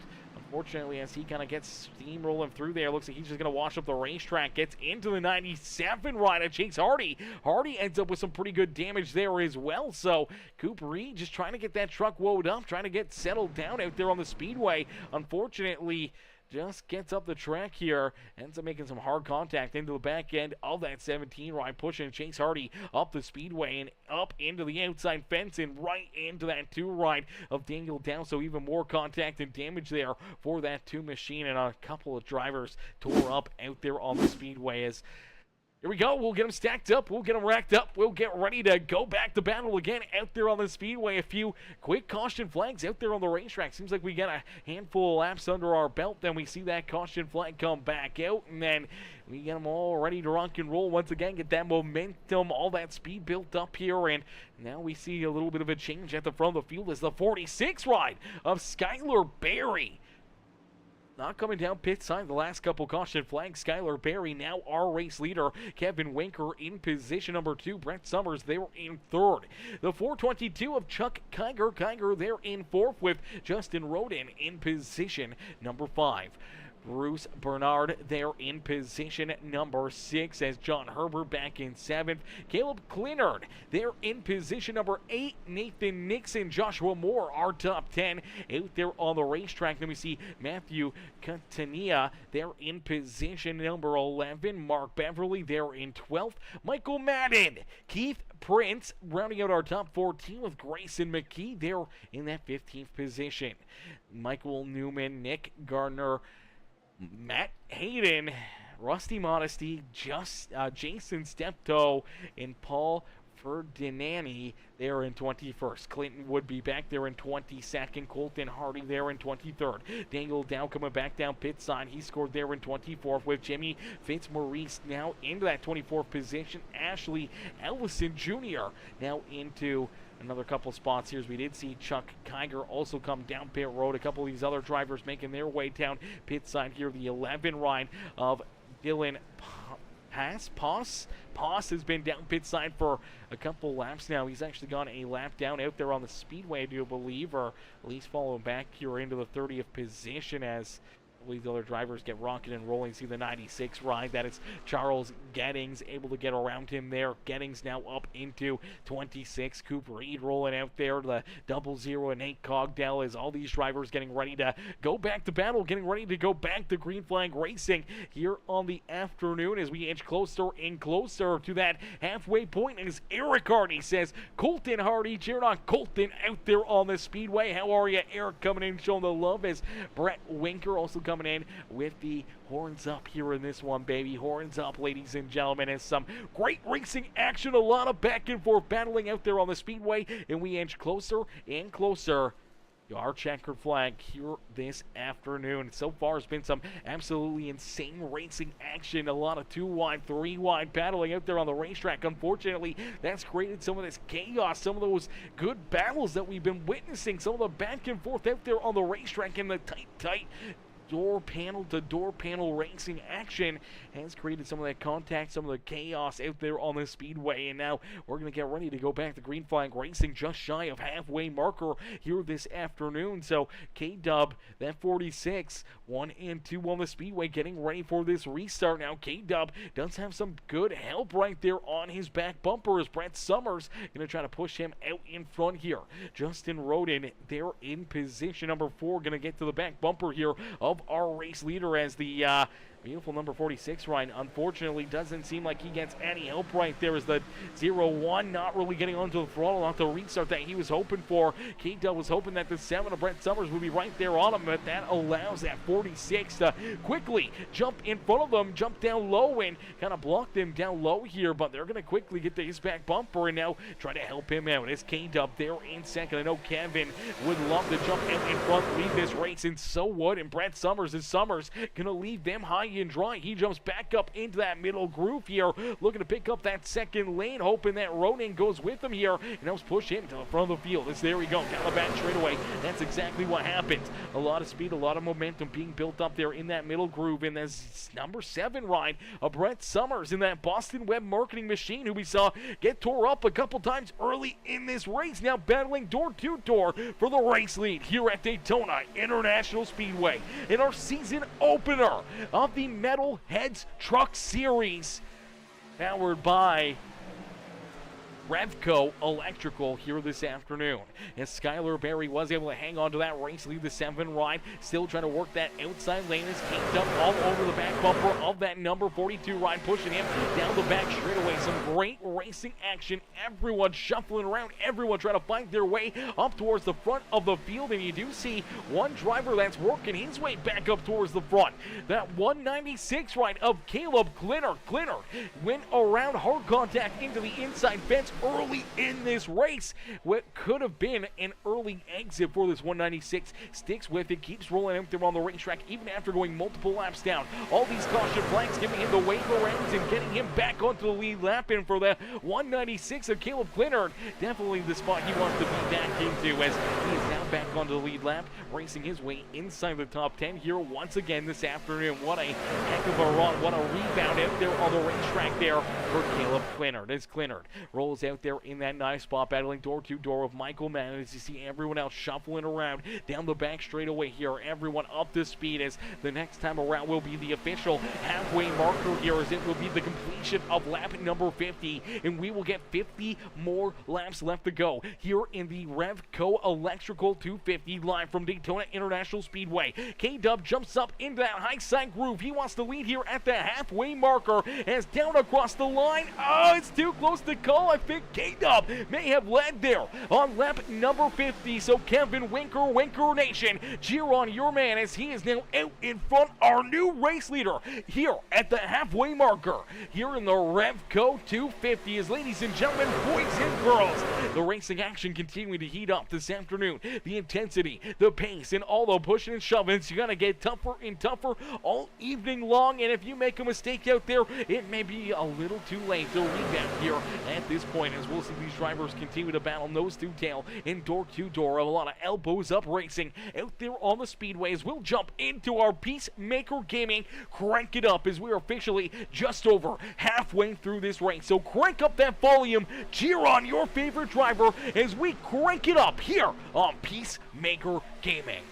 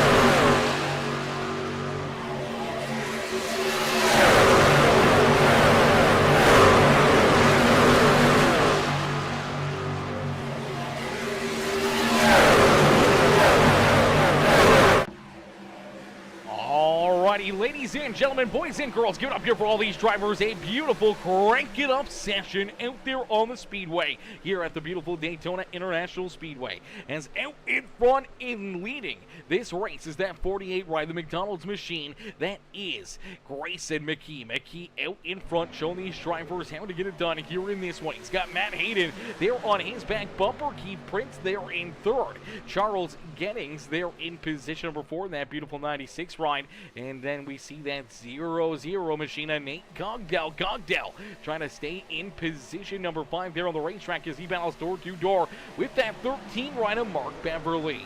Is a good set of battles rolling out here on the Speedway. You see this lead group, it's a lot more single file out there on the racetrack.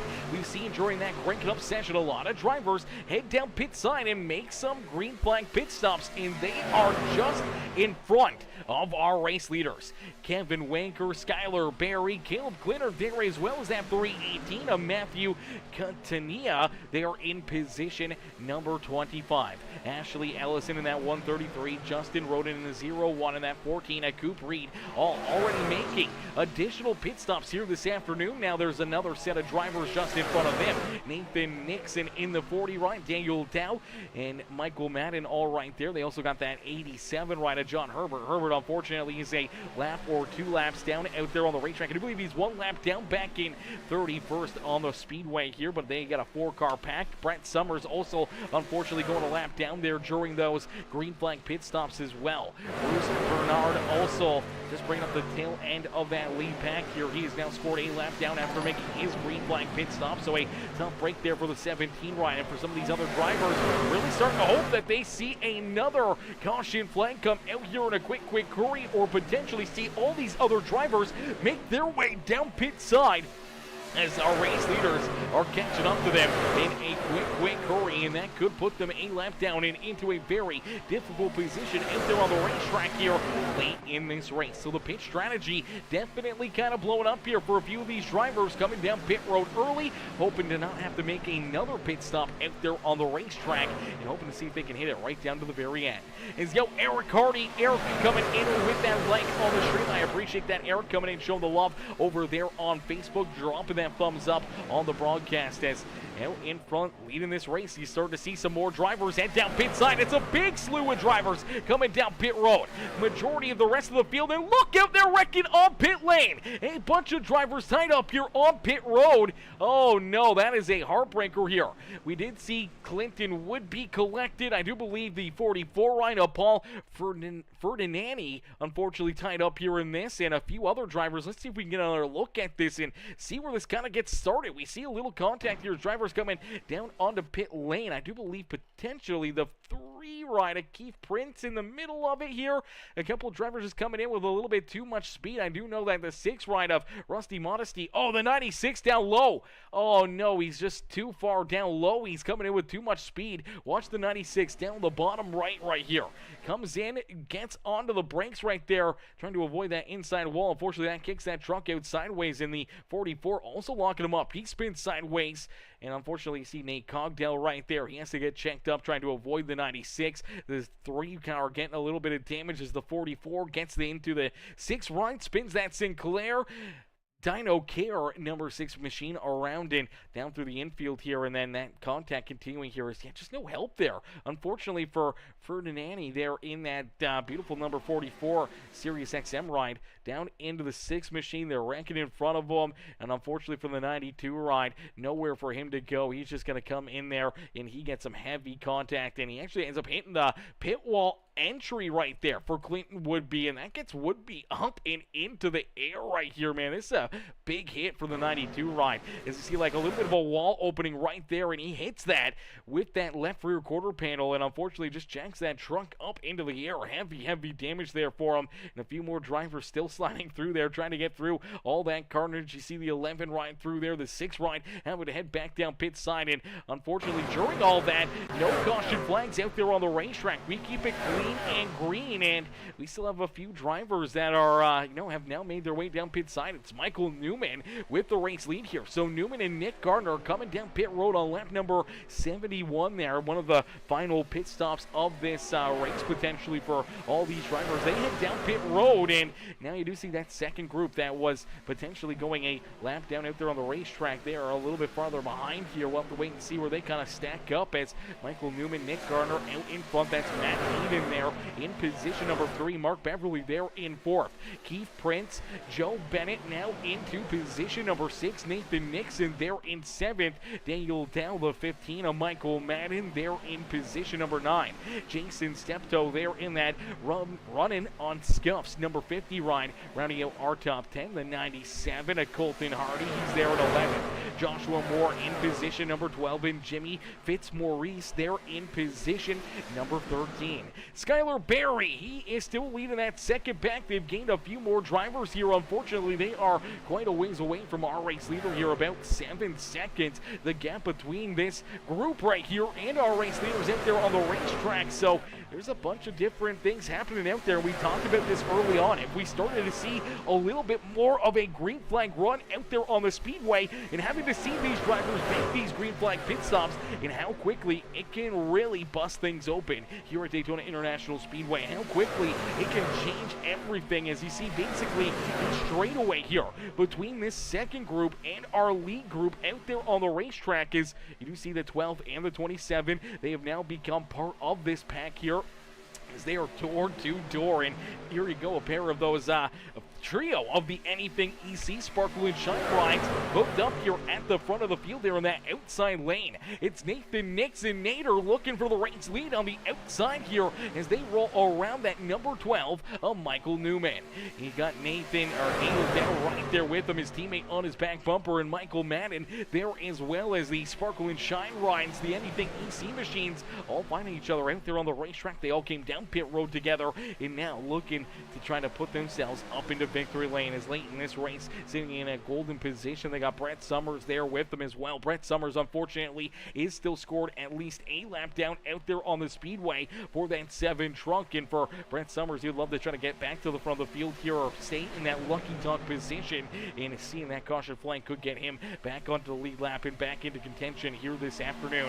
As he goes there, about 8th in line out there on the racetrack right now, but is scored all the way back in position number 30. 1 lap down for John Herbert. He's not too far outside of that free pass spot as well as he rolls down to the inside lane. That KR Gutters, Ridge Power Sports, the HP Motorsports number 87 ride rolls there in position number 31 on the speedway. 1 lap down as well, and he's right there in that lead group. He would love to try to get up here, get in front of that 7 ride, the Boston Web marketing machine of Brett Summers, and move him into that free pass spot. And as they continue to keep on rolling out there on the racetrack, a couple more drivers potentially going to be at risk of going a lap down. One of them being our race leader at the time of these green flag pit stops. The McDonald's number 48 ride of Grayson McKee came down pit side as our race leader there during those green flag pit stops, and all of a sudden he finds himself back in 29. He's only hooked up here with Bruce Barnard. Is Barnard there in position number 28 there, a 2-car tandem out there on the racetrack, and unfortunately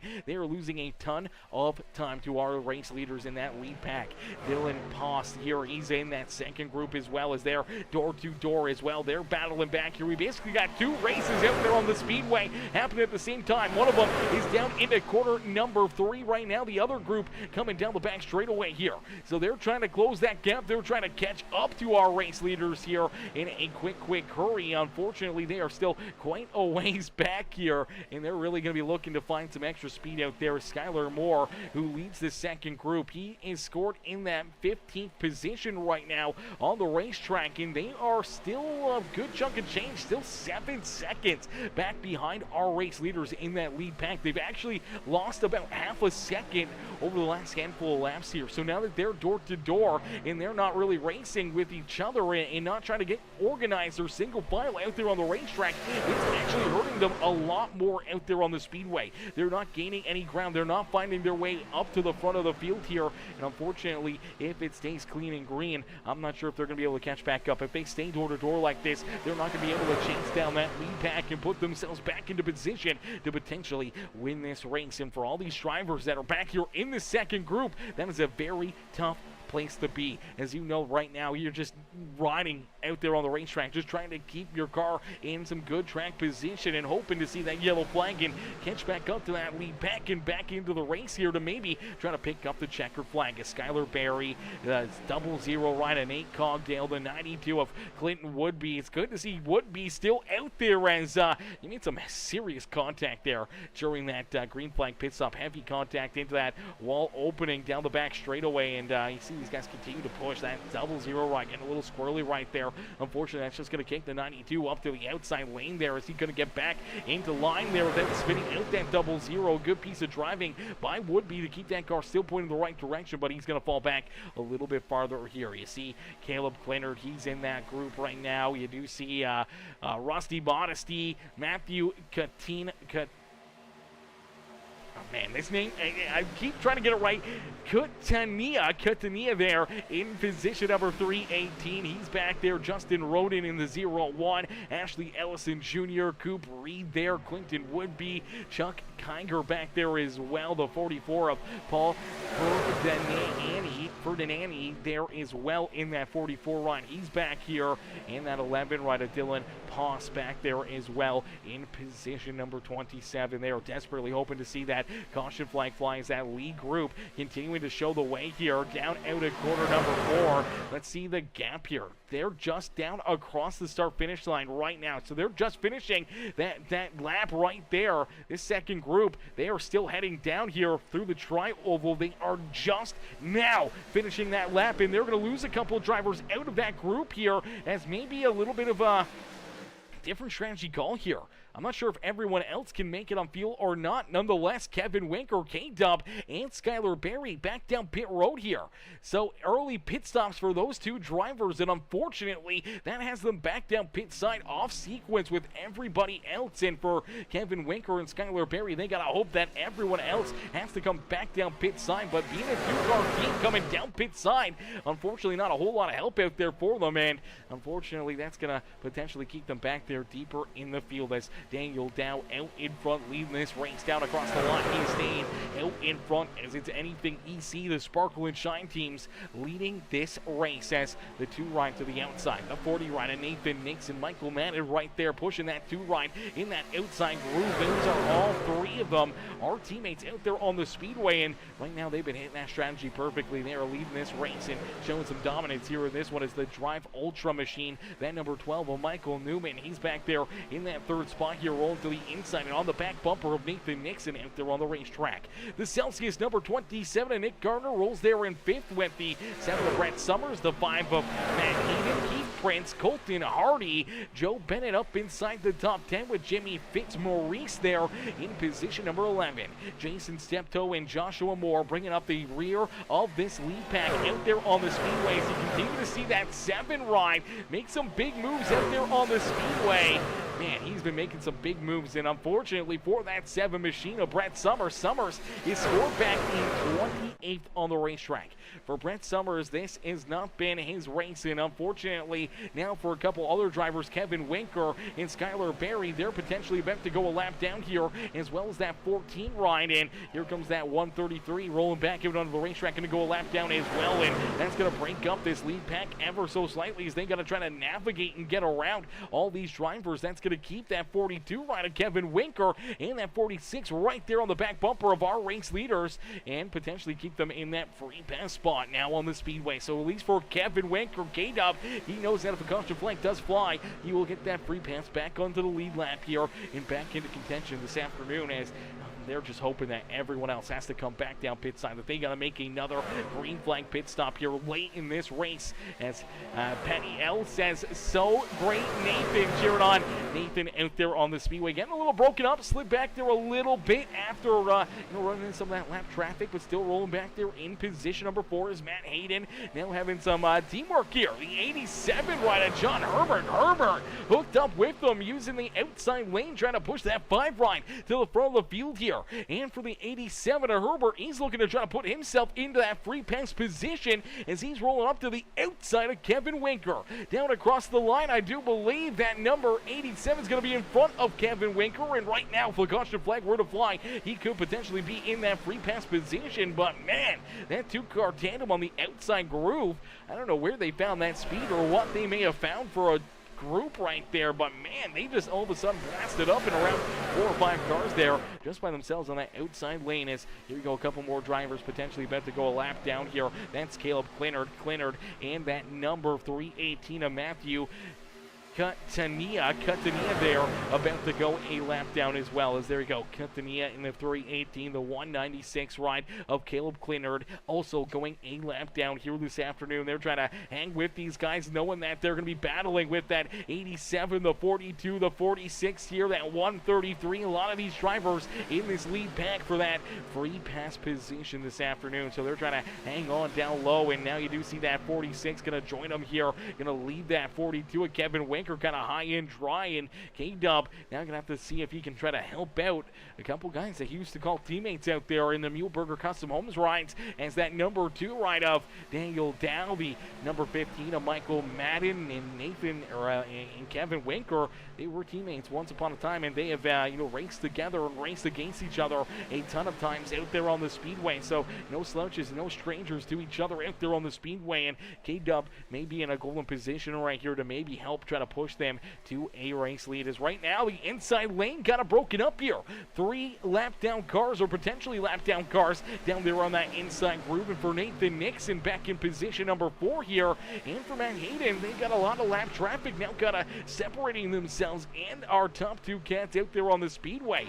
Great positioning though for Daniel Dow and Michael Madden, especially if this race continues to stay green flag and they don't have to come back down pit side here inside the next 14 laps. As here we go, that's 0-1 going to go a lap down there as well as they roll around them, and they're on the racetrack. A tough break right there for that 0-1 machine. Justin Roden now going to slide back into 27th on the racetrack. Coop Reed back here, he's in 28th. Bruce Barnard back there in the Gators ride, he scored in 29th. You see Brett Summers, he's there in 30th.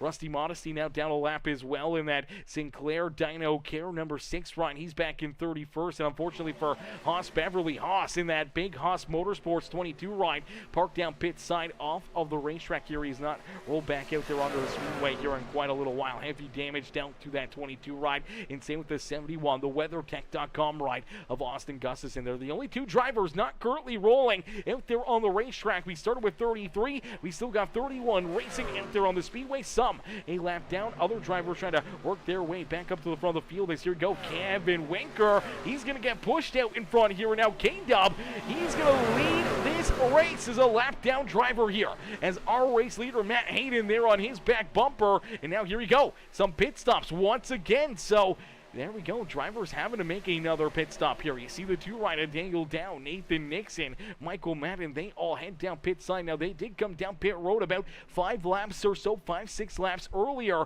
than everybody else. Ooh, maybe a big mistake right there from Michael Madden, overshot his pit stall right there, had to throw it in reverse. Luckily enough, was able to see that quickly, gets that splash of gas and gets rolling again on the racetrack and hoping to come out with his teammates. As here comes that 40 ride, the 2 ride down here as well of Daniel Dow. They're going to get rolling, and unfortunately for Nathan Nixon, a longer pit stop right there.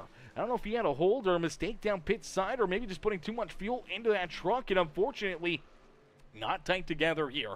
And for those drivers, that's what you need to do if you want to come back out, if you want to try to keep yourself out in front and only pitting with a small bit of the field. You really need to stay tight together and roll back out as a 2-some or a 3-some, be right there nose to tail, and start to work that draft and try to keep yourself on pace with everybody else. And unfortunately, losing that 40 ride could make for some tough breaks. There you go, you see Nathan Nixon, he's way back here, just rolling down on the apron here as you see our leaders coming back down the back straightaway here in a quick hurry. They're going to roll around him here. I don't know if he's going to slide up onto the racetrack here. He's trying to get back up to speed, and there he goes, as there they go. And unfortunately now for that 40 ride, he's going to fall a lap down for Kevin Winker. He is still on the lead lap, the last driver on the lead lap right now in that 42 ride, as he sticks right in front of our race leader, Matt Hayden. A few more drivers head down pit side as Hayden on his back bumper, the 18 ride of Matthew Catania trying to get back out in front here. He's trying to put himself back onto the lead lap as he drives to the outside of that 5 right. I see Matthew Moore right there as well. He's looking for Morris, or not Matthew Moore, Joshua Moore. I keep calling him Matthew. I don't know why, but Joshua Moore, they're in position number 2. He's raced his way back up to the front of the field. The 50 ride of Jason Steptoe in position number 3 on the Speedway. Colton Harding, they're in position number 4 and looking for more in this 97 machine. The 05 of Joe Bennett, they're rounding out our top 5 on the racetrack, is the number 12 of Michael Newman, the 27 of Nick Garner, the 13 of Mark Beverly, Keith Prince, and Jimmy Fitzmaurice, rounding out our top 10 on the racetrack.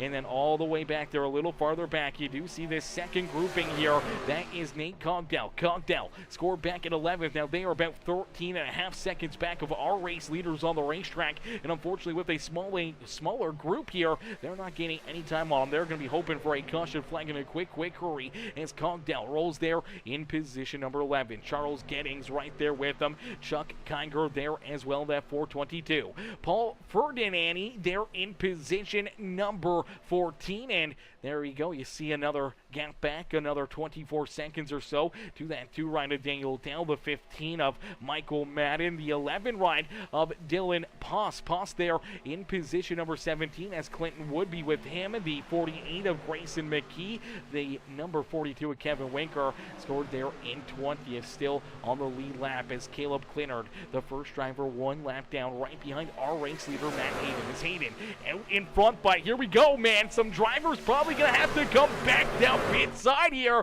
late in this race, and that's really going to mix things up here this evening as drivers running low on fuel, drivers having to make the tough decision to head down pit side here. Now you want to hope that you come down with your teammates, some of the friends that you made throughout this race, and hoping that you guys can kind of come out as a big group, carry that momentum, carry that speed, and stay out in front and duke it out between yourselves for this win this afternoon. For a lot of these other drivers, they're hoping to kind of keep on rolling, keep themselves alive, and hoping for that caution flag. I know that 42 rider Kevin Winker, he's leading this lead pack as the final driver on the lead lap right now, back in 20th. He really wants to see that caution flag, or really wants to start to see these drivers come down pit road here and make that pit stop, as we do see a few more heading down pit road here. It's the second grouping. Here comes Charles Gettings, Nate Cogdell, Paul Ferdinandi coming down pit side, and Chuck Kiger down pit road as well in that 422 ride. So that second grouping now making their way down pit side, and the fuel is going to be getting very tight for these drivers in that lead pack with only 7 more laps left to go. Matt Hayden out in front. There's some contact back there behind him. His driver's trying to get down pit side. The caution flag will come out. The red lights are on here as, oh man, Nader tied up in it. Keith Prince turned around. The 05 tied up in it as well. I don't know what's going to happen here. This may be an EOL penalty for these drivers if they still come down pit side and get service here, as they went down pit road as pit lane was closed. Unfortunately, they were already coming down pit lane, but they should have just kept driving through. If they stop and get service, get fuel and everything else, it may be an EOL penalty for them, as you do see Jason Steptoe look like he just kept driving through there, did not make his way down pit side, but we did see Matt Hayden. We saw the 51 ride, and a few of these other drivers get service there as they entered a closed pit lane, as the caution flag came out as they were trying to head down pit side. And that's potentially what caused this caution flag to come out, was drivers trying to head down pit side, drivers trying to get checked up for others, and unfortunately someone's probably going to get ran over back here deeper in the field. And unfortunately for a bunch of tough competitors, not the way they wanted things to go here. You look back here, you do see the number 40 ride. They're kind of 3 wide right here, coming off quarter number 4, and just looks like the 46 of Skylar Berry here. Skylar Berry just up on the outside lane. Looks like he's just going to kind of come down a little bit. I don't know if he comes down or if the 40 ride of Nathan Nixon potentially comes up the racetrack. Let's see if we can get another angle at this one between these two, as this is where it starts. Down out at corner number 4, so they're going to get timed together here, and yeah, it looks like that number 46 kind of comes down the racetrack over the nose there of Nathan Nixon. Nixon can't really go much farther down low as the 27 ride is there. Nick Gardner gets some pretty serious damage, and upside down goes that 46 ride, airborne there on the racetrack. He's trying to keep that car just pointed the right direction, goes for a wild ride. Unfortunately, nowhere to go here as the 01's going to drive in there. He's going to end up with quite a bit of damage as he slides into the back end of that number 40 ride. I see some of these drivers that were planning on coming down pit side, they roll back out there onto the racetrack. That's what you see with the 05 ride. The 3 of Keith Prince, he slides in there, unfortunately slams into that 40 machine as well. They stay tied together. That washes him back up the racetrack here, and he ends up making some, no, looks like he's able to keep it from hitting the outside fence there, so mild damage there for him. But you do take a look at the 05 ride here. He sees the caution flag coming out, and he makes the right call. He's able to quickly drive back up the racetrack here, not come down with a closed pit lane. Unfortunately, does spin that car around and gets up into the outside fence right there, and then he gets T-boned by that 33 ride as Jimmy Fitzmaurice, nowhere to go here. He's just trying to get checked up from everyone else, and all of a sudden the 05 perks sideways there in the middle of the racetrack, and he gets some heavy front-end damage slamming into the side of that 05 ride. And now it's going to get very interesting here to see some of the strategy and how some of this is going to work out for these drivers, as I do believe we are going to see that 5 ride. He does get that EOL. He does get sent to the back of the pack right there for K-Dub Kevin Winker. That worked out perfectly there for him, for Caleb Clanard, Matthew Katina, a lot of these other drivers. Definitely what they were hoping for to see is that caution flag coming out. Those drivers were heading down pit side, and they were able to actually get back onto the lead lap before that yellow flag was displayed. So they're going to be able to keep that track position. They didn't have to take a wave around and get back onto the lead lap here. So that's going to make things very, very fun late in this race. Is Daniel Dow going to be our race leader? You see that 7 ride. That is the 7 machine of that is the 7 ride of Brett Summers here. Summers looking to get the wave around here, trying to get at least a lap back out there on the racetrack and go back around. This pace truck is down across the line. We are going to see the lights turn off there, and we're going to get them stacked up, racked up, ready to go back to battle here, door to door out there on the racetrack. And I do believe this is going to be not NASCAR overtime here, but we're going to be pretty close into it. It's Caleb McKinney. What's good, Caleb? Says, awesome stream, Peacemaker. I appreciate that, brother, coming in, showing the love here in this one. Ladies and gentlemen, boys and girls, you came here for a show. Well, here you go. A late race, and the lights are back on the official iRacing pace truck here, so that means we are going to get a little bit of a green-white checkered here this afternoon, ladies and gentlemen. A green-white checkered finish. I do believe this is going to be the first attempt at it. Now, I don't know if this is going to be classified as NASCAR overtime or not, so we may still have 2 or 3 more attempts at it. So we're going to see the green flag fly. If we don't see the caution flag come back out, then next time around the racetrack, we will see the white flag. And if we see that white flag be displayed, then the next flag will end this race no matter what. If a caution flag flies down in corner number 1 on that final lap, it's not going to matter. Everyone's going to keep on racing back to the start-finish line here this afternoon. The yellow flag will not come out if the white flag has already been displayed, and for these drivers, they know that, and they know that this is their time to shine. This is their moment to strike here and try to put themselves up and into victory lane or into a solid top 5, top 10 run here this afternoon, or try to salvage as much as they can out there on the racetrack. So this is the moment that everyone has been waiting for tonight. The final couple restarts here this evening, potentially our final restart here, but I got a sneaky suspicion we may see a couple attempts here at NASCAR overtime, but who knows, as Daniel Dow out in front. He's glad to see his teammate Michael Madden there with him in position number 2, as Paul Ferdinandi in position number 3, Chuck Kiger in 4th, and then we see that 92 rider Clinton Woodby rounding out our top 5. Kevin Winker, K-Dub, he's there in position number 6. Matthew Catania there in position number 7. Caleb Clinard there as well, there in the 7th position. Actually, Matthew's there in 8th. Then we see the 00 of Nate Cogdell in position number 9. His outside is the 96 ride. That is Charles Gettings. And then we see Joe Bennett, Mark Beverly, Nick Gardner back in 13th. Michael Newman there in 14th. Dylan Poss there in position number 15 with Jimmy Fitzmaurice in that 16th position. Matt Hayden gonna have to start at the tail end of the field here, and unfortunately for that 5 ride, having that penalty after making a pit stop under a closed pit road in the 5 ride, going from the race lead before making that pit stop there before that caution flag came out. Now back in 17th, and he's got a lot of lap traffic there in front of him that he's gonna have to deal with.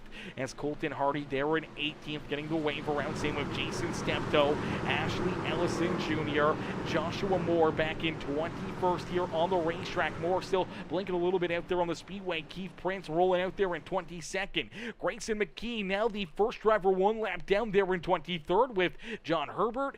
Bruce Bernard there in position 25. Nathan Nixon, Coop Reed, Brett Summers, Skylar Berry, Justin Roden, Rusty Modesty, our top 31 drivers getting ready to go to battle in what could be our final restart of the day. A green-white checkered finish here in our season opener of the Metalheads Truck Series, as it is the REVCO Electrical 250 live from Daytona International Speedway, the world center of racing here, the best place where NASCAR gets started, in here where the Metalheads Truck Series also gets underway for their season.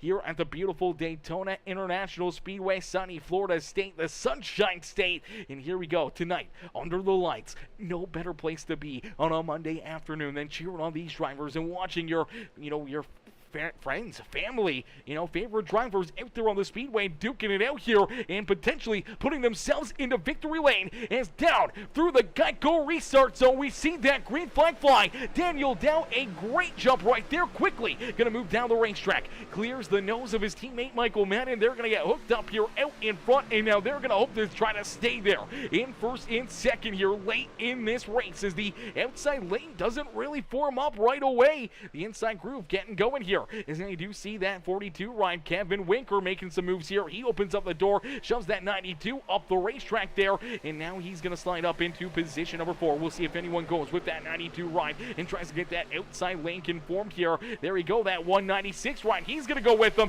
There goes the 44 machine of Paul Ferdinandi. Now going to try to lead that outside lane. Who's going to come up from deeper in the pack as they round corner number 3 and out of corner number 4, back down to the start-finish line. We'll see if we keep it clean and green as around goes the number. Oh man, that was a hard hit right there for the 46 ride, but nonetheless, no caution flag and contact between Dow and Ferdinandi. They go down into the inside fence. The white flag was already displayed, so no caution flag for either of those drivers. A heartbreaker as we keep on battling at the front of the field. 2 wide, looking at 3 wide. Down out of corner number 2. More contact. Around goes Fitzmaurice on the racetrack. They're wrecking down the back straightaway. There's Joshua Moore. He's tied up in it. The 96 ride, he's in it. Everyone else getting tied up here is down out of corner number 4. It's going to be a drag race back to the start-finish line. These drivers zuking it out here is K-Dub Kevin Winker pushing Michael Madden, but looking down low, K-Dub's going to get taken out. Up into the air goes Kevin Winker, and it's Michael Madden, uncontested, able to pick up the season opening win here with the Metalheads Truck Series in the REVCO Electrical 250. Michael Madden gets it done, the right place at the right time, as he's able to keep these drivers back there at bay as they're wrecking and flipping all around the racetrack back behind him, and he is able to get it done. Matthew Catania there in position number 2, and it's Mark Beverly in the Asphalt Outlaws Racing number 13 ride, who rounds out our top 3. We saw that number 42 of Kevin Winker. K-Dub was rolling in position number 2 out of corner number 4 here. Looking to try to get a solid run, looking to maybe make a move, trying to get around that number 15 ride for what could have been potentially the race win. He goes up and into the catch fence here. A heavy hit again at Daytona International Speedway for Kevin Winker, and K-Dub Unfortunately, I don't even know where he ends up finishing here. He's back in 17th. Watch this car up and into the air. The 196 right, he's skyborne as well, but that 42 right up and over the catch fence here. He's stuck on the wall and in the fence, and unfortunately for Kevin Winker, he's stuck there. There's nowhere for him to go. He's trying to get this truck out of the fence. Unfortunately, he's got nothing. He can't get that thing rolling. He is stuck in the catch fence and going from position number 2 down the into the tri-oval, ends up back in 17th, man. What a heartbreaker there for K-Dub out there on the racetrack as he's trying to figure out a move. He's trying to find a way potentially around this number 15. He kind of moves down low and then tries to get back up to the back bumper of the 15 ride, and unfortunately, Mark Beverly was already there. They get tied together. They go up and underneath of him, and he goes up and over all these drivers, man. Clears that 196, clears the 00 Nate Cogdell, and you see them still racking down across the line. This is the battle for position number 2. Backwards for both drivers. Airborne there for Mark Beverly himself as he comes home in position number 3. Then he's going to get cleaned out again by that number 11 ride. But, man, what a crazy finish. What a wild one here this afternoon. And for this number 15 ride of Michael Madden, he's able to burn down the house and pick up the checkered flag here this evening. Ladies and gentlemen, boys and girls, if that's the action you came here for, then hit the like button right now. Hit that like button on the broadcast. Hit that share button. Hit that follow and subscribe button. Become part of the Peacemaker family here today so you never miss any of the crazy action like what just unfolded here in this one. As K-Dub in the chat, Kevin Winker himself said, I finished like HCK at Daytona. Yeah, for Kevin Winker, Daytona has not been very nice to him in these finishes, and unfortunately, a couple of them now finishing upside down in this one. Unfortunately, finishing in the catch fence, going from 2nd down towards the start-finish line to 17th there for Kevin Winker. Heartbreaker there for him as we'll get ready to pull our top 3 up and into the booth here for their post-race interviews, and then we'll try to look through and try to break down some more of these finishes and some more of these wrecks that happened there, as there was a lot that happened. Once that white flag came out, we saw the 46 shoot down the racetrack there towards the pit wall there on pit road entry after crossing the start finish line. Contact between our top 2 drivers on the racetrack, the 44 and that 2 Daniel Dow. They come together and they go down the racetrack, make contact there to the pit wall exit. Unfortunately for both of those drivers, they end up losing out on an opportunity to win that race, going from the front row to all of a sudden at the back of the pack, and then all that craziness down the back, straight away through the rear of that field, the middle of the pack, and then the craziness there at the end, man. Absolutely insane race, but we're going to get ready to pull our top 3 up and into the broadcast booth for their post-race interviews, man. What a race, what a finish, what a drive here by each and every one of these competitors, man.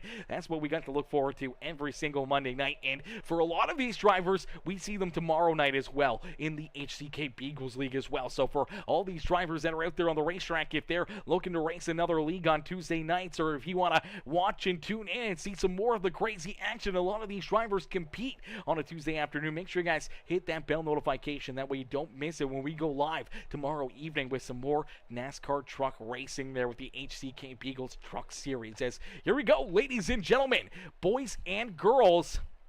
Let me find them here. Where is our waiting room? There's our waiting room, but we don't see our top 3 in there.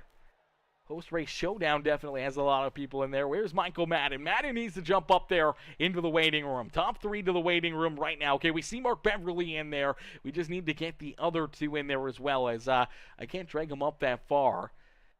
Some of them I can't find, so hopefully we do see Michael Madden. He's way down there in the Rev Racing Team Discord. Hopefully we can see him slide up and into the waiting room here in just a second. We do see Mark Beverly in there, but we want to pull Mark in just a second. We need to get Michael Madden up there. See if we can slide him up. I'm going to make this a lot bigger and get him up here. All right, ladies and gentlemen, boys and girls, our race winner, Michael Madden. Hey, Michael, it's Aaron up here in the Peacemaker Broadcasting booth. Did you get a copy? I got you, man. Michael, man, what a run, what a race. Take us through this one, man. Obviously, a little bit of chaos early on, a few caution flags out there on the racetrack. Everyone just trying to get their trucks underneath of them, trying to just kind of click off some of these laps out there on the speedway. And then all of a sudden, just past that halfway marker, we see this long green flag run come underway. You guys hit some different pitch strategies out there. We saw the first one worked out well for you guys. You were able to stay basically there at the front of the field, stay in that lead battle, that lead pack out there, and then you come back down pit side. You take that extra little bit of time to come down a little earlier than a lot of these other cats, and all of a sudden, as they're coming down pit side, they all start wrecking down through pit lane there, and luckily enough for you guys, it puts you and your teammate Daniel Dow out in front, leading this race on that final restart. And then that last lap, just chaos, pure insanity there, and it's all back there behind you, out of your rearview mirror, except for just past the line. You see your teammate all of a sudden get kind of took it out right there. Him and the 44 get tied together. They both just washed down in front of you, out of the way, and now all of a sudden you got clean track in front of you. You got Kevin Winker back there behind you, and you're just hoping to see that checkered flag first, and that's exactly what happened, man. Take us back through this race and take us back through that final lap, and what was going through your mind out there as you were watching a lot of this craziness unfold in that rearview mirror. Yeah, man, what a race. Just had a terrible qualifying effort. I don't know what I missed the mark in qualifying. Started back, so I had to bide my time.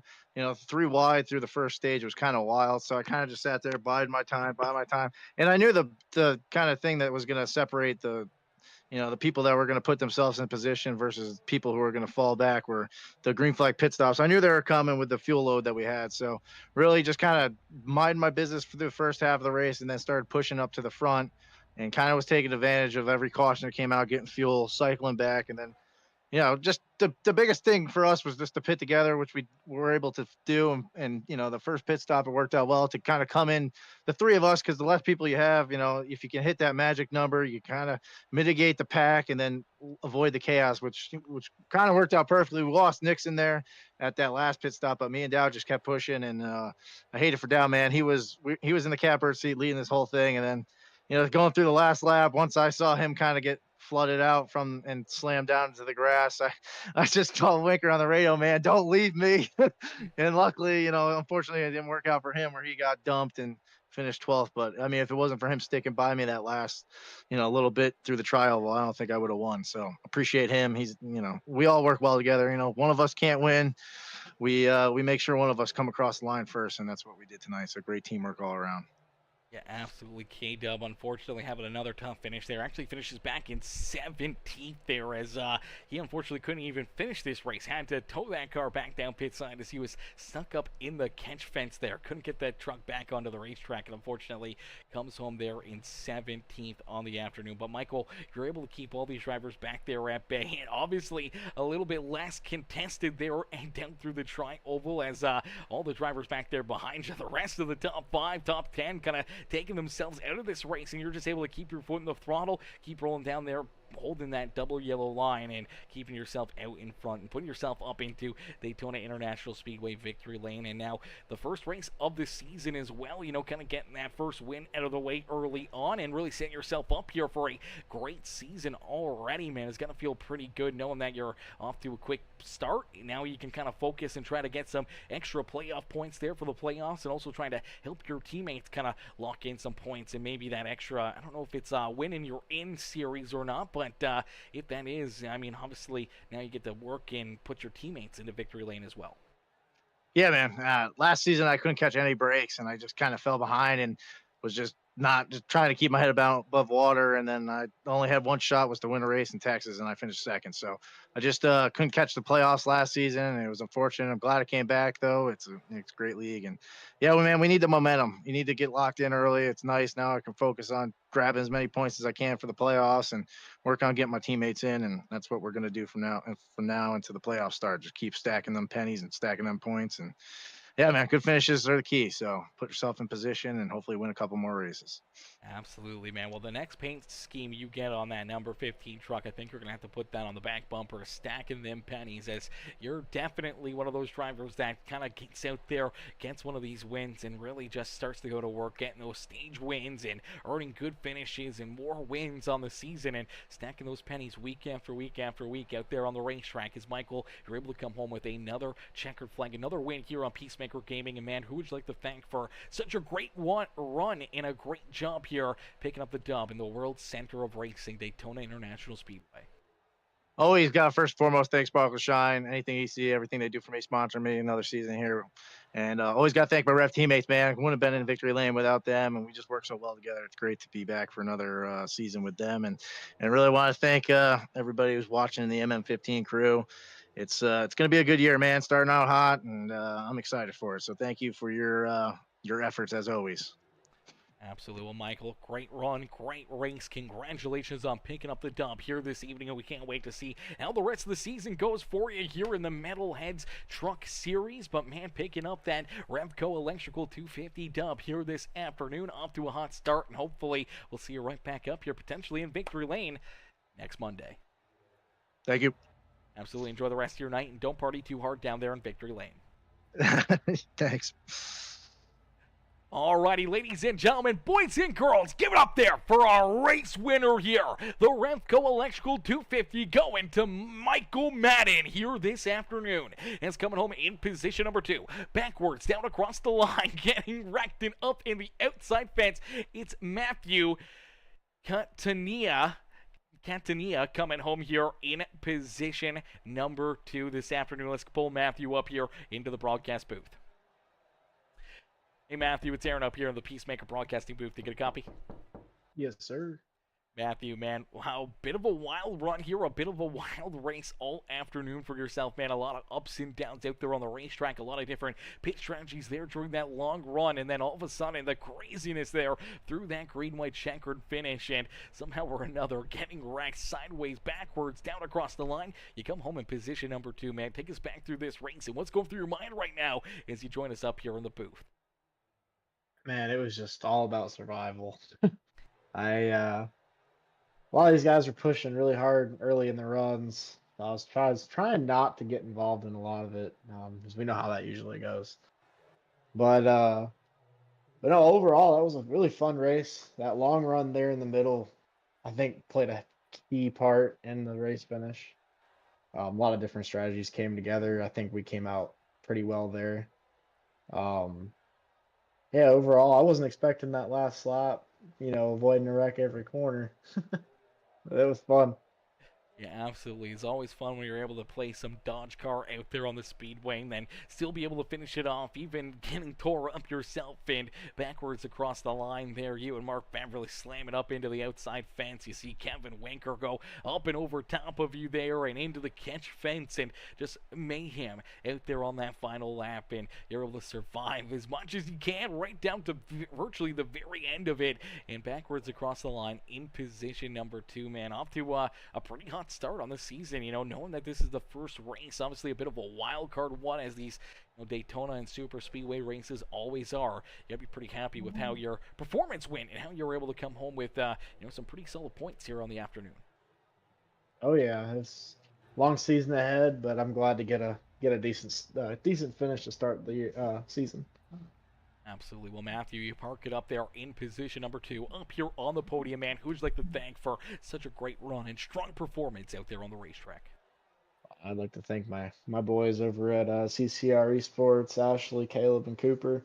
Cooper didn't get a good finish tonight, but there's many more to come. Caleb and Ashley wouldn't have been out there without him, so.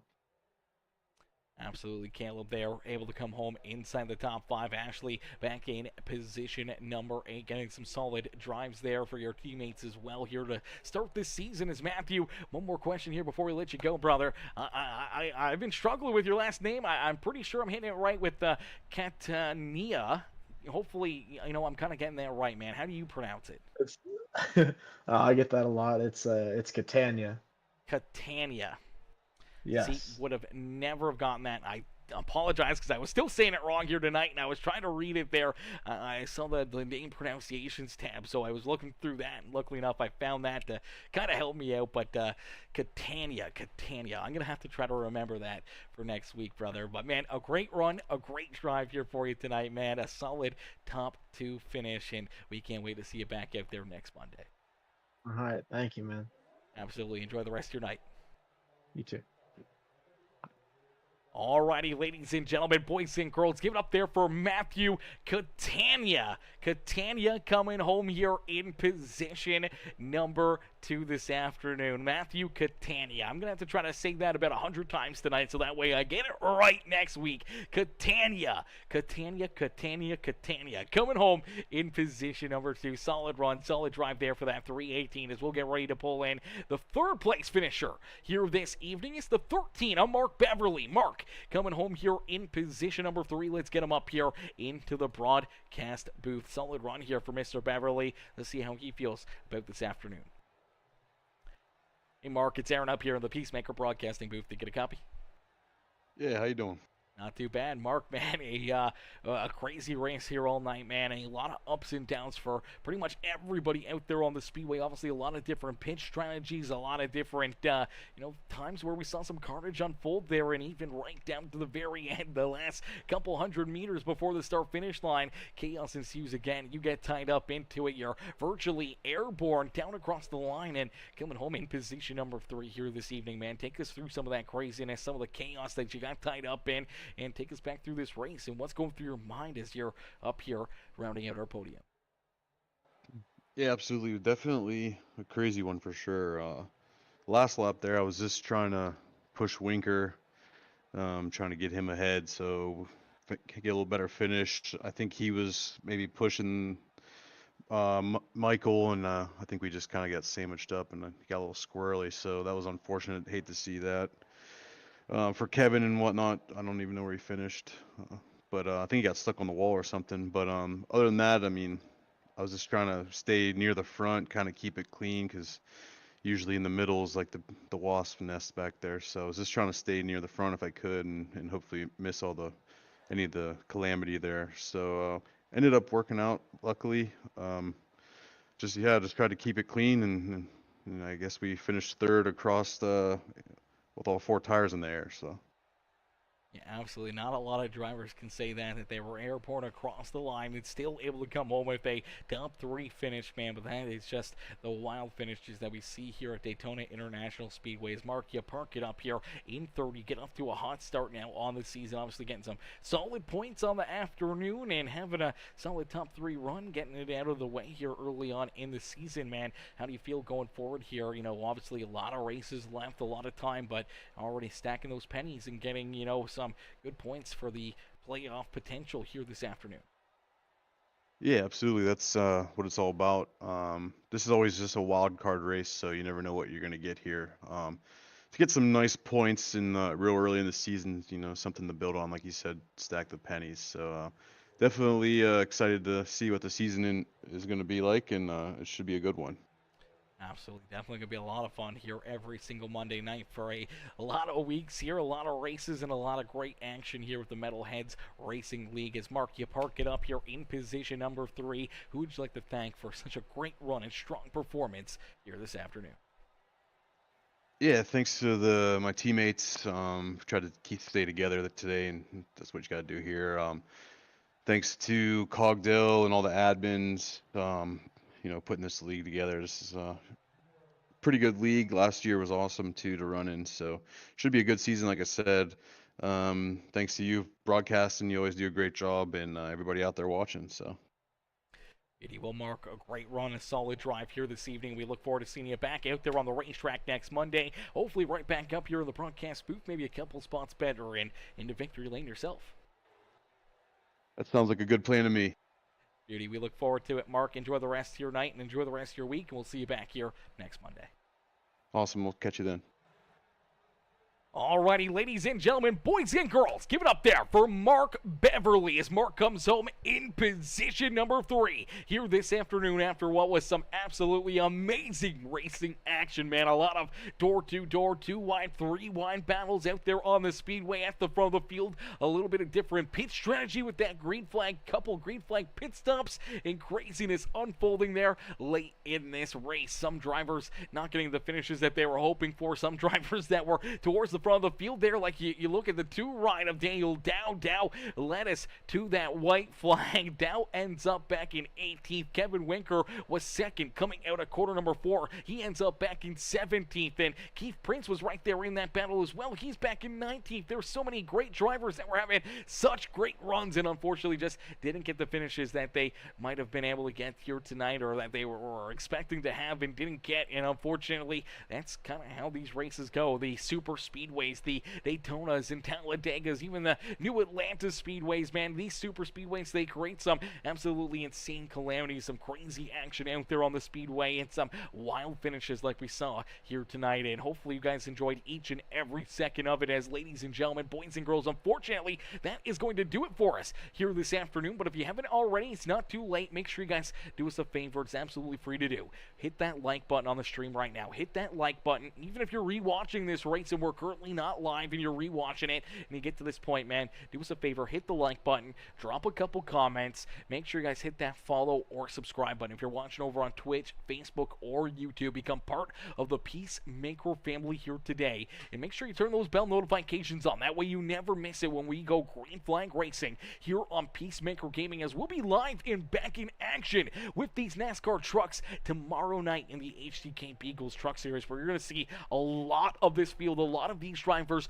back in action and battling tomorrow night in the HDK Beagles Truck Series as well. So Mondays and Tuesdays, man, they're going to be filled with some absolutely amazing truck racing here on a week-to-week basis, and it's going to be a lot of fun, a lot of great finishes like tonight, and we can't wait to see you guys back in the chat and back in watching and tuning in and cheering these drivers on tomorrow night. As ladies and gentlemen, boys and girls, thank you all for watching, and we'll see you in the next one. Peace and love, baby. Peace and love, ladies and gentlemen.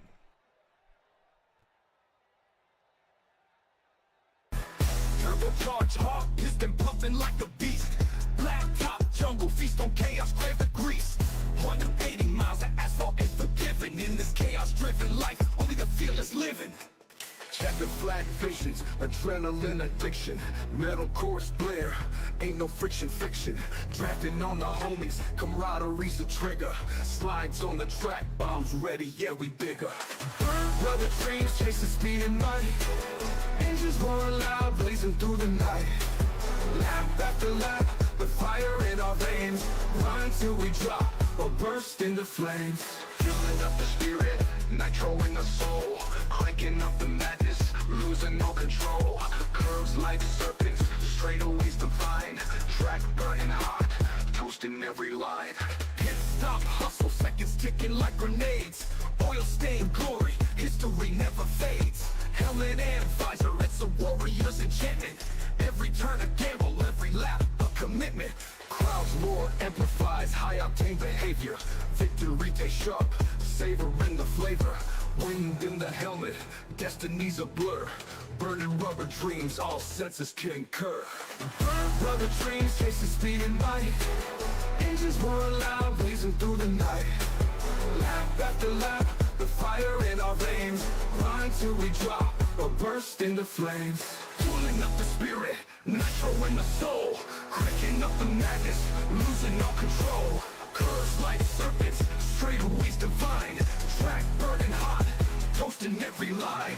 Running from the dreams, chasing speed and light. Engines roaring loud, blazing through the night. Lap after lap, the fire in our veins. Run till we drop, or burst into flames. Filling up the spirit, nitro in the soul. Cranking up the madness, losing all control. Curves like serpents, straightaways divine. Track burning hot, toasting every line.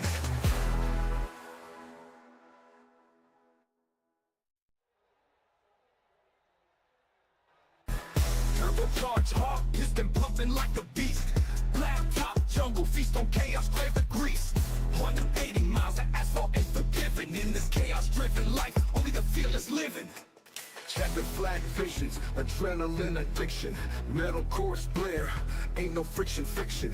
Drafting on the homies, camaraderie's the trigger. Slides on the track, bombs ready, yeah we bigger. Brother dreams chasing speed and might. Engines roaring loud, blazing through the night. Lap after lap, with fire in our veins. Run till we drop, or burst into flames. Fueling up the spirit, nitro in the soul. Cranking up the madness, losing all control. Curves like serpents, straightaways divine. Track burning hot, toasting every line. Can't stop hustle, seconds ticking like grenades. Oil stained glory, history never fades. Helmet and visor, it's a warrior's enchantment. Every turn a gamble, every lap a commitment. Crowds roar, amplifies high octane behavior. Victory day sharp, savoring the flavor. Wind in the helmet, destiny's a blur. Burning rubber dreams, all senses concur. Rubber dreams, chasing speed and might. Engines roar loud, blazing through the night. Lap after lap, the fire in our veins. Run till we drop, or burst into flames. Pulling up the spirit, nitro in the soul. Cranking up the madness, losing all control. Curves like serpents, straightaways divine. Track burning hot, toasting every line. Running up the dreams, chasing speed and light. Engines roaring loud, blazing through the night. Lap after lap, the fire in our veins. Run till we drop, or burst into flames. Filling up the spirit, nitro in the soul. Cranking up the madness, losing all control. Curves like serpents, straightaways divine. Track burning hot, toasting every line.